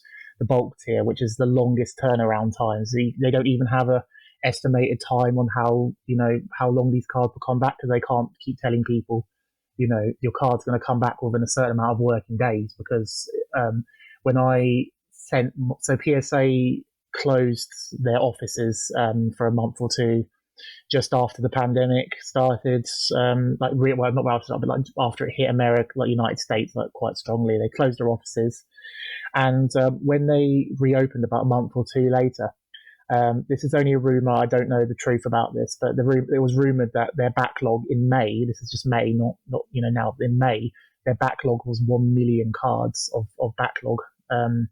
So it's just it's imagine to fathom. Like, you sometimes see people saying that they've got 1 million bulk cards, like 1 million bulk commons, that they're selling bulk, they're selling, energy cards, whatever. Like, just think about 1 million, potentially medium, high value cards, all sorts.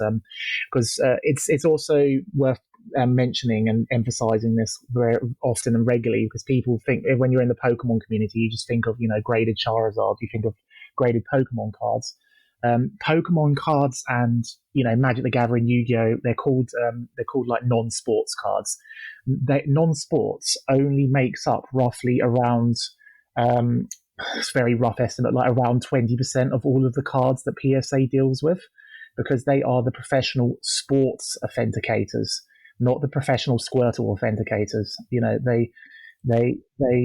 They deal with sports. If you think about like the craziness going around now with shelves being cleared out on Target and Walmart, that's the insanity, and scalpers and stuff, like the drama around that. It's the same for sports cards at the moment as well. There's a lot of big, like, quote unquote investor type shouty loud people telling people get these sports cards, grade these sports cards. If you have the rookie cards of, let's say you got LeBron James's rookie card, in his first season. I don't know anything about sports, but that rookie card of that, of insert sport here, the rookie card of the Roger Federer, the LeBron James, or whoever it is, like, those cards are, they're telling people to get rookie cards of pretty much everyone now. So all the sports stuff is flying off the shelves at the same rate as the Pokemon cards do. And if you think about, 1 million cards in backlog in May, that's like potentially over 800,000, baseball, American football, golf, tennis, all of the various sports. And it's crazy. I'm trying to think trying to think where this is going, but it's just nice to put like paint a picture, a sort of a greater perspective of what's going on, because people think about PSA as Pokemon. It's Pokemon only make up a small percentage of their business. So when people say, "Oh, why don't they improve this? Why don't they do this, that, or the other?" They only recently, as this week, have they actually changed their labels for fourth print base set, Pokemon base set. So now on fourth print, they actually now say 99 to 2000 on the labels. People have known about fourth print base set, which is the final print run of base set, which mostly only came around in like UK and Australia and a few other places. Like, people have known about this fourth print for so long, and they've asked PSA for so long to add these labels, so that way they can say, I've got a fourth print Charizard, which is worth slightly more than an unlimited, third print cheaper Charizard.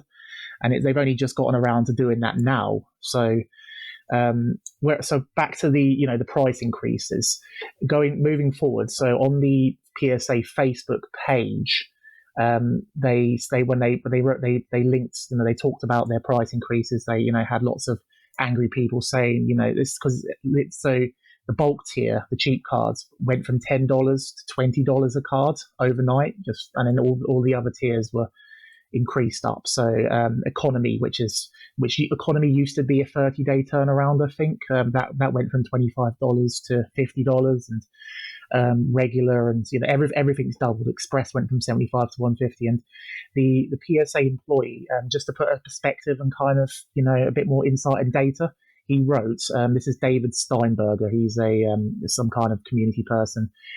Despite price increases in October 2020, the volume of submission increased 21% from November to December. So this is with early price increases that they weren't obviously doubled, but light prices. So for submission increased 20%, and then from November to December 2020, another 48%. So despite them increasing their prices once late 2020, the amount that the volume they were receiving was almost doubling, not the total, but like 21%, 48% to December. And then they don't give numbers, but they're saying here January and February has surpassed the levels previously seen. So that they kept trying to reduce the amount of reducing the monthly specials that would make cards slightly cheaper to submit, like the quarterly specials that were taking away vouchers. So when you're a member, you get 15 cards for free with your grading cards with your membership. They took all this away. They kept increasing the prices, and this is just insane. So what they said here, despite adding 167 new employees in 70 days. So just think about that for a moment. What company do you know can try, what company or business would you know that potentially is, struggling to catch up with their work? That's that's all located in one office in one area, adding 167 employees in 70 days. And then they still can't keep up. The capacity, the growth capacity is not able to keep up with the amount of submissions that have been, Pokemon cards and all the other cards that are being sent into them. It's absolutely, it just boggles the mind that they keep, increasing these prices, increasing all these things, and then they just keep still getting inundated with sports cards, Pokemon cards, and the other ones. It's just insane. So although people like to say, oh, it's double, the prices are doubled. I'm looking at the perspective of the, all the rage and all the internet angry people, like just looking at the perspective in that regards, like how else are they going to stop people from sending in record amounts of cards every month? Either than just stopping submissions altogether, which will then annoy people that want to pay, will be happy to pay however much to get their cards graded. Or in this case, what they've done is they've just doubled prices just to see if that can just potentially like plug some of the gap. If you think about a boat that's got like many holes in it, a small price increase, so it just more holes pop up. It's just absolutely insane the amount of demand for their services. And SM Pratt, SM Pratt's on YouTube, the investor guy, the collectibles guy from YouTube. He framed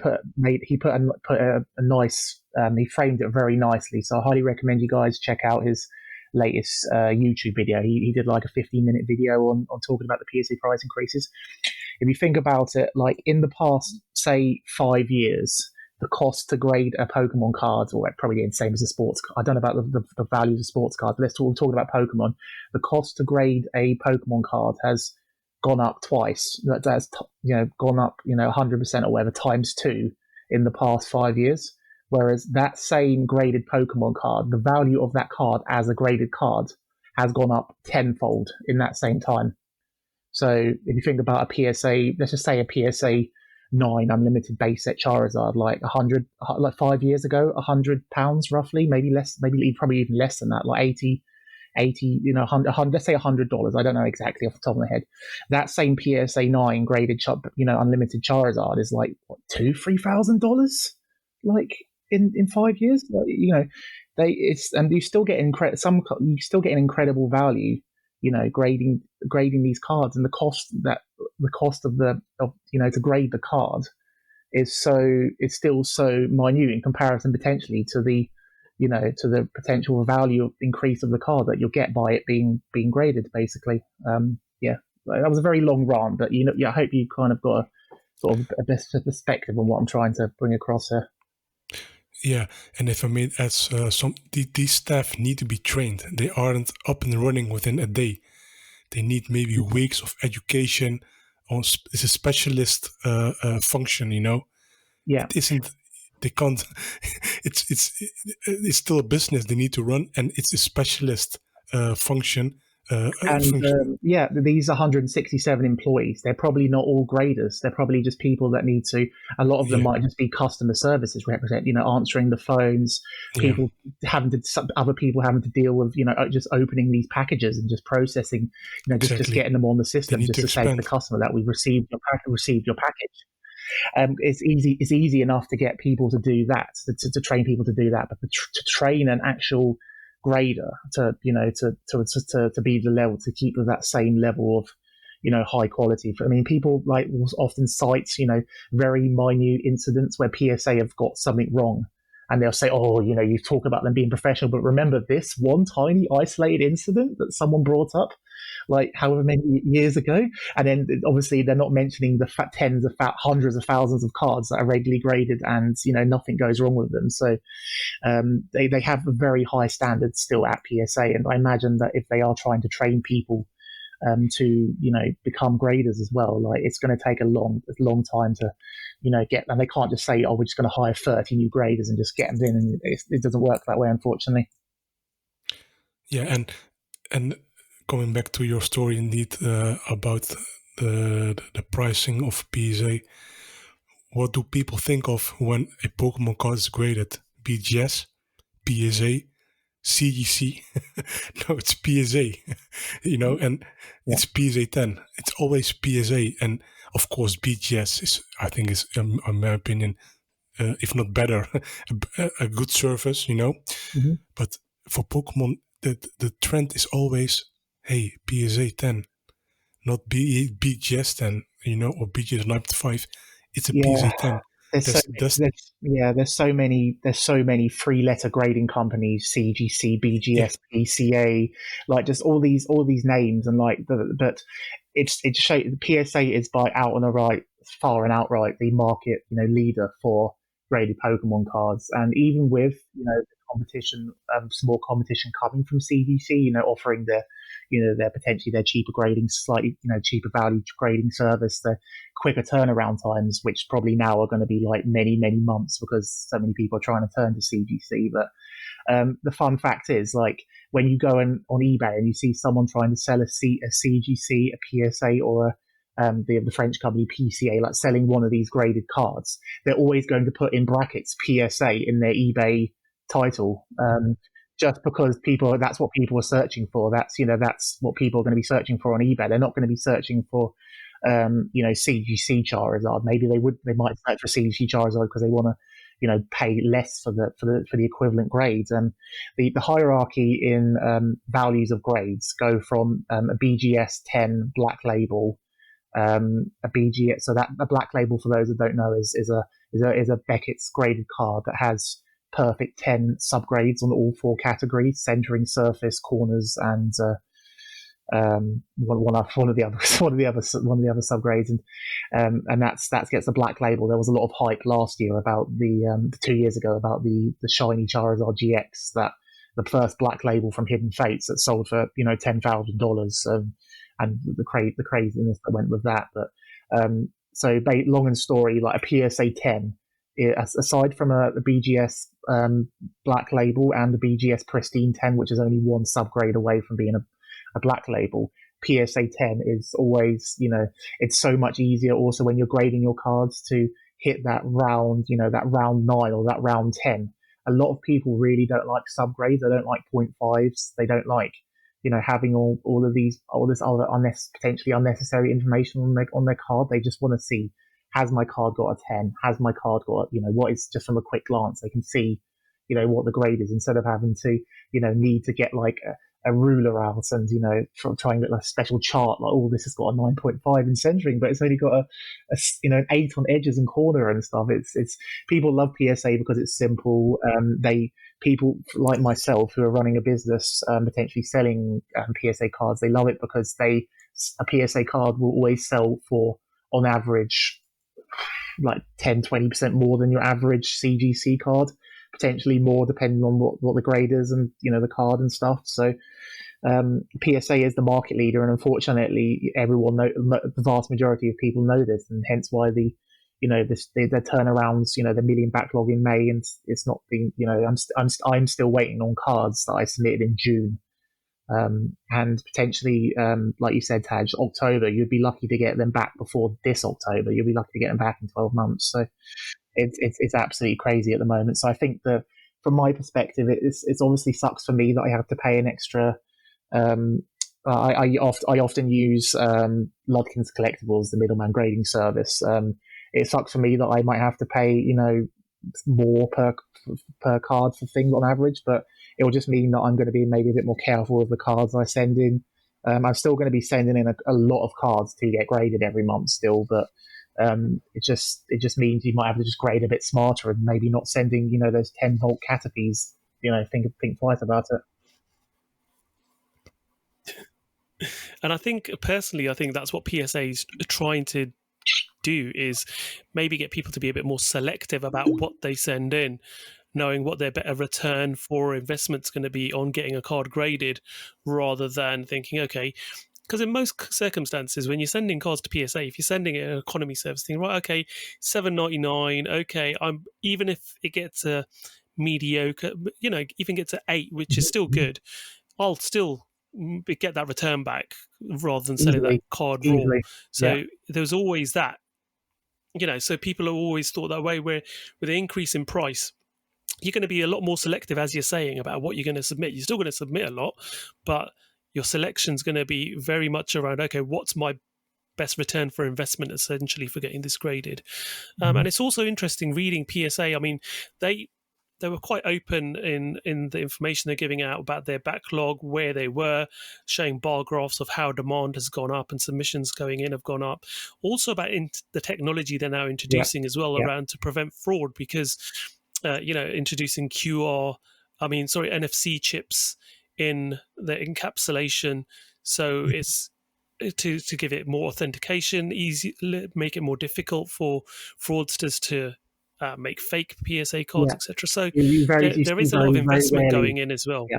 You rarely ever see fake new fake PSA cards, and there's still some older ones floating, and you can usually tell straight away, like, because you've got the holographic PSA logo, you've got the barcode on the back. It's very easy to spot. Well, for me anyway, but that's just me who looks at a lot of PSA cards. I mean, maybe not for everyone, but I forgot to mention that there is some other benefits of the price increases. So the declared value on a PSA card. So when you not so much relevant for people that use middleman services like Lubkin's Collectibles, but to grade their cards. But if you're grading with PSA, you have a declared value on a card, which is basically the insurance value on a card.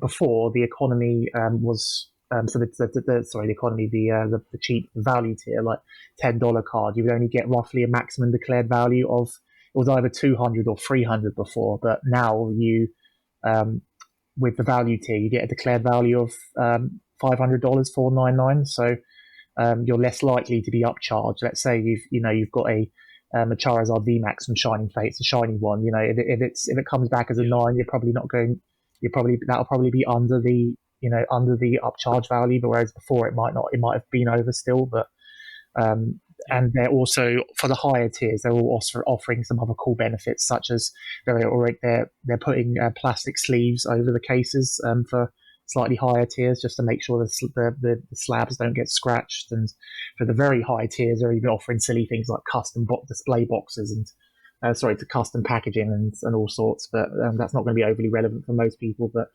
I think long story short is the price increases are going to be quite difficult for a lot of sort of casual collectors and graders to deal with, but you're still going to potentially get discounts with some of the middleman companies to grade a lot of cards at once, and maybe just save up your cards, gather some friends together and just do a submission of 50, 100, however many cards together, and save a bit of money that way potentially.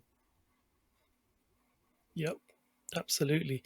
Like you said, a very interesting conversation. We could probably go on all night talking about PSA, but it's a great insight. So thank you for that, Stephen, with your knowledge and insight on PSA. So that is our main topics spoken about. We're now going to move on to our main focus of conversation. So our topic of focus.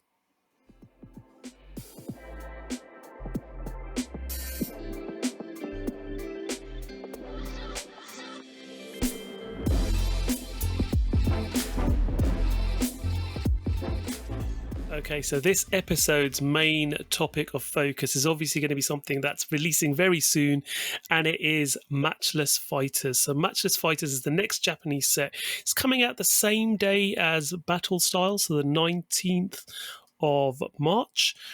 And we've got some information, obviously, on PokeGuardian about what the set's going to entail. So, first thing, the Pokemon card game website in Japan updated, and we got some indications as to the artwork, as well as some of the cards in the set. And there were some revealed to us from both the single strike mechanic and the rapid strike mechanic, and we saw Galarian Slowking V and VMAX announced, Blaziken V and VMAX announced as well.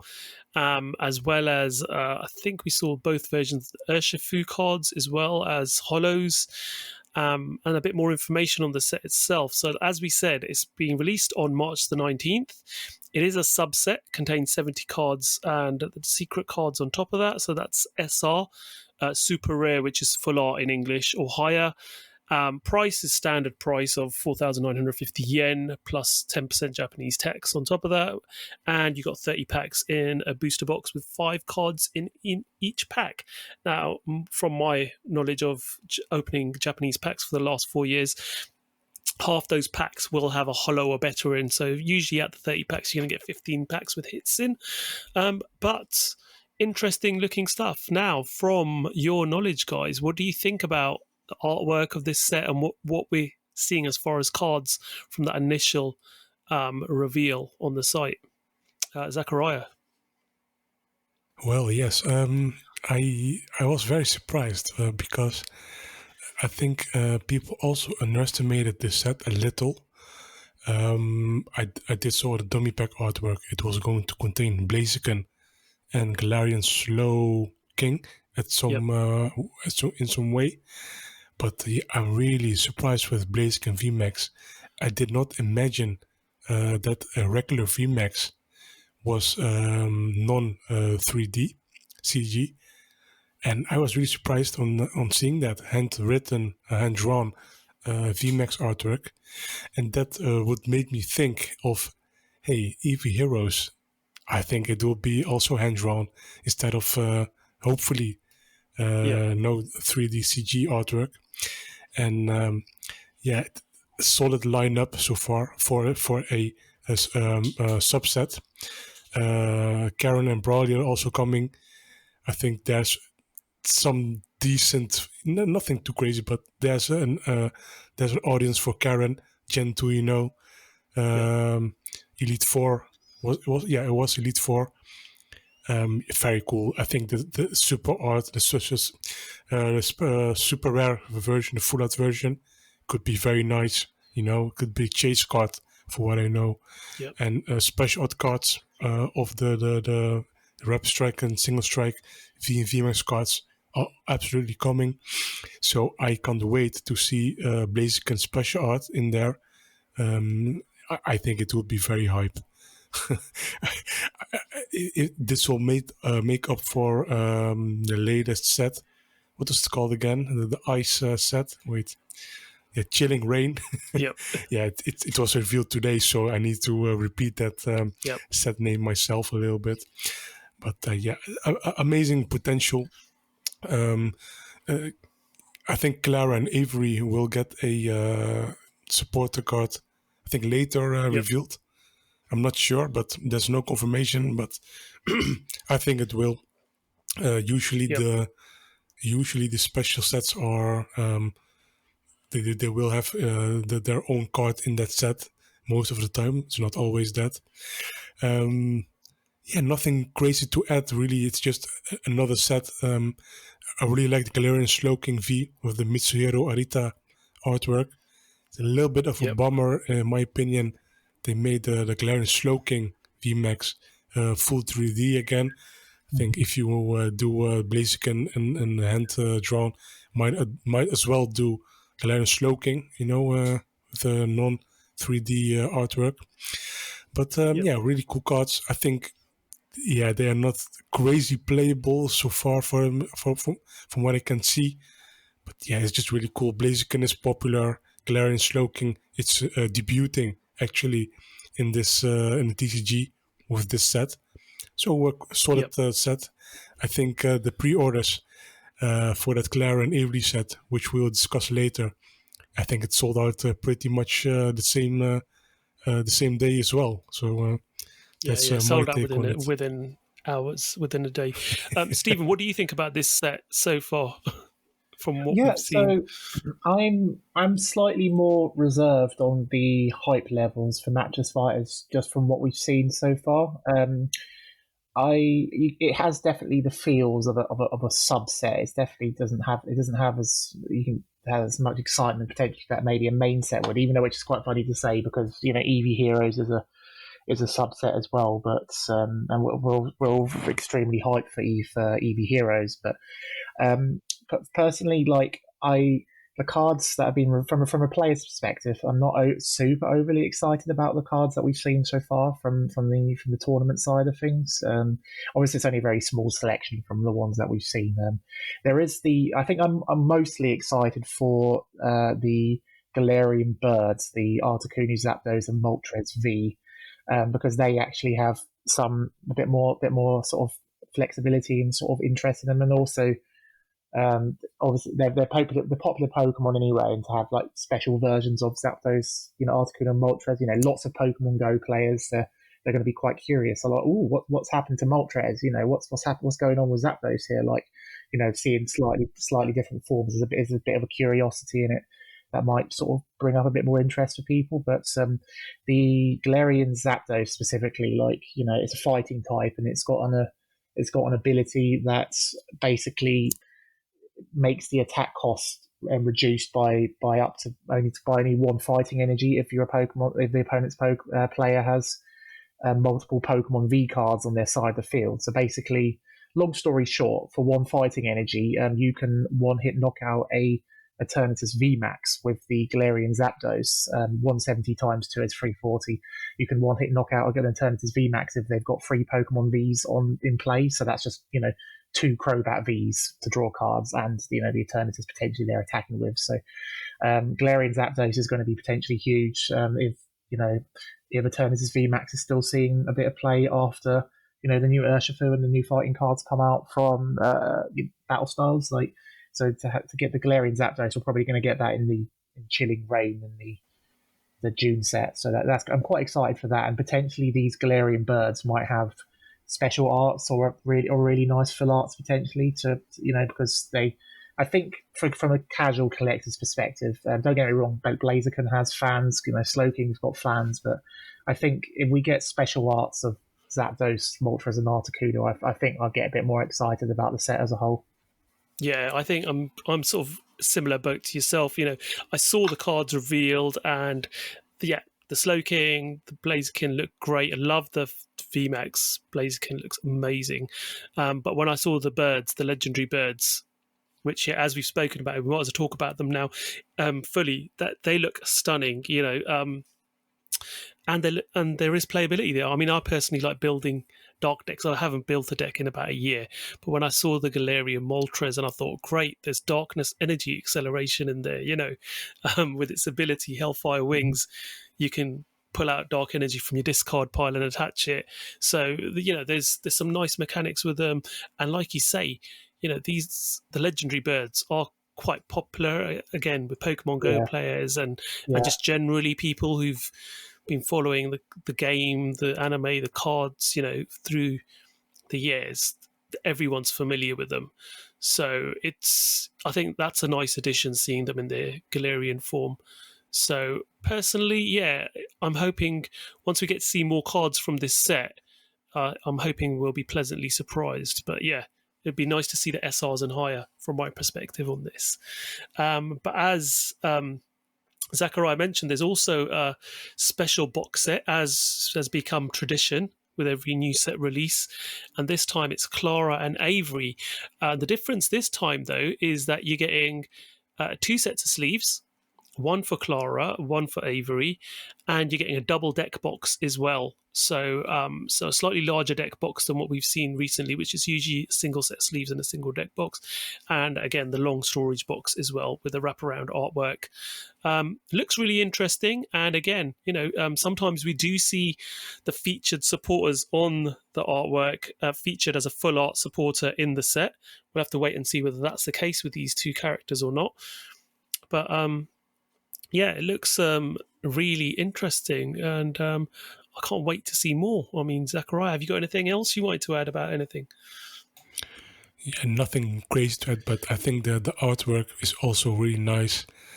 You see Avery being targeted with a Galarian slow bro, pointing his shooter. I think what's it?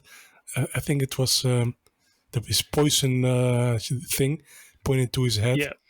And I don't know if he's forcing to eat curry or something, but it's very playful. I really like that kind of artwork. I think it's a shame we don't get this kind of product here, but it's a Japanese style product. It's very nice. You can't go wrong with this kind of products, and it's sold out for a reason. Indeed, you pay maybe like 1,500 yen for exclusive, limited merchandise, exclusive to this box. I think it's an insane deal. I think you would be not stupid, but you would outdo yourself. You would how do you say it? It's a long podcast, but yeah, you would absolutely miss out if you don't try at least to pre-order this kind of product. And that's my take on it. Absolutely. I mean, yeah, most people who'd be opening a booster box would probably open 2 booster box. I mean, I always open 2, so it's a no-brainer to try and get hold of a product like this. Like you're saying, for very little extra, you're getting exclusive one-time print. I mean, sometimes they reprint these, but it's a limited availability product which you don't get outside of these products. So yeah, very nice box set, and it did sell out. The initial print run sold out within a day on the Japanese Pokemon Center website.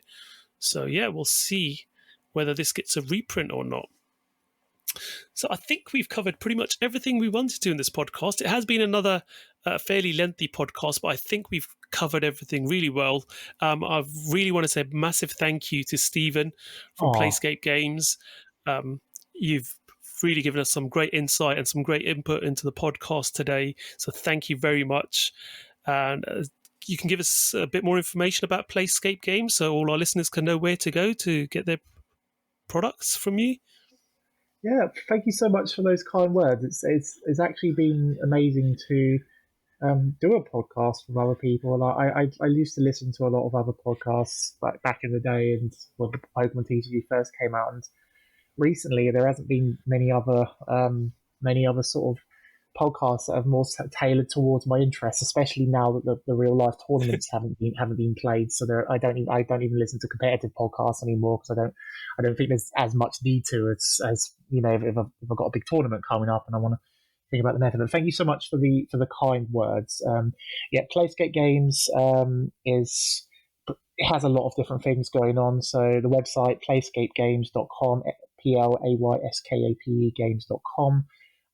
We do Japanese products, English products, just a whole bunch of other stuff. Unfortunately, there's very little availability at the moment from our distributor because of the lack of supply, and that could be a whole other podcast on its own about what's going on at the moment with the printing and the lack of products coming in, and even Battle Styles has been highly allocated. So I think I received about 1/4 of the Battle Style stuff that I pre-ordered. But anyway, moving forward, PlaySkape Games, YouTube channel as well. So I do 3 videos a week, pack openings, PSA graded returns, daily short pack openings, Poke post, all sorts of cool stuff, and just all sorts of various other things. So just check us out if you get a chance. And thank you for having me on the podcast. I love PokeGuardian, the website. I used to primarily use PokeBeach back in the day, but sort of mentioning a competitive website that because I didn't know PokeGuardian existed, but more recently, like, because the emphasis on showing all of the news as opposed to other sites that potentially focus mostly on English stuff, like PokeGuardian literally is just an amazing resource for everything Pokemon TCG, especially even like stuff I would never think to inquire or look about, like stuff from Hong Kong, Malaysia, other Asian languages that I wouldn't have a clue what would be going on with that. So big shout out to you, Zakariya, and PokeGuardian. It's an amazing resource, and I am a Patreon of PokeGuardian, and I'm happy to give my $1 every month to him. Thank you very much. I appreciate it. Fantastic. And I'd like to add as well, during the current climate, PlaySkape Games have been very honourable and very good compared to some other online retailer shenanigans that have been going on, taking advantage of the current situation. But PlaySkape Games, your integrity, your reputation amongst the community is very high and very well regarded. So keep up the good work. You've got a good reputation in the community, so we're very thankful. Thank you. So that's pretty much it from us. So if you want to catch up with anything that I'm getting on with, you can check that out on PokeTaj.com, as well as my YouTube channel, PokeTaj. Zakariya, obviously, thank you very much. PokeGuardian himself. Do you want to add anything before we go? Yeah, thank you for listening again. And up to the next episode. Thank you, everyone. Thank you. Hope you guys have enjoyed this podcast, and we'll catch you on episode 11 very soon. Take care. Have a nice day. Cheers. Bye-bye. Goodbye.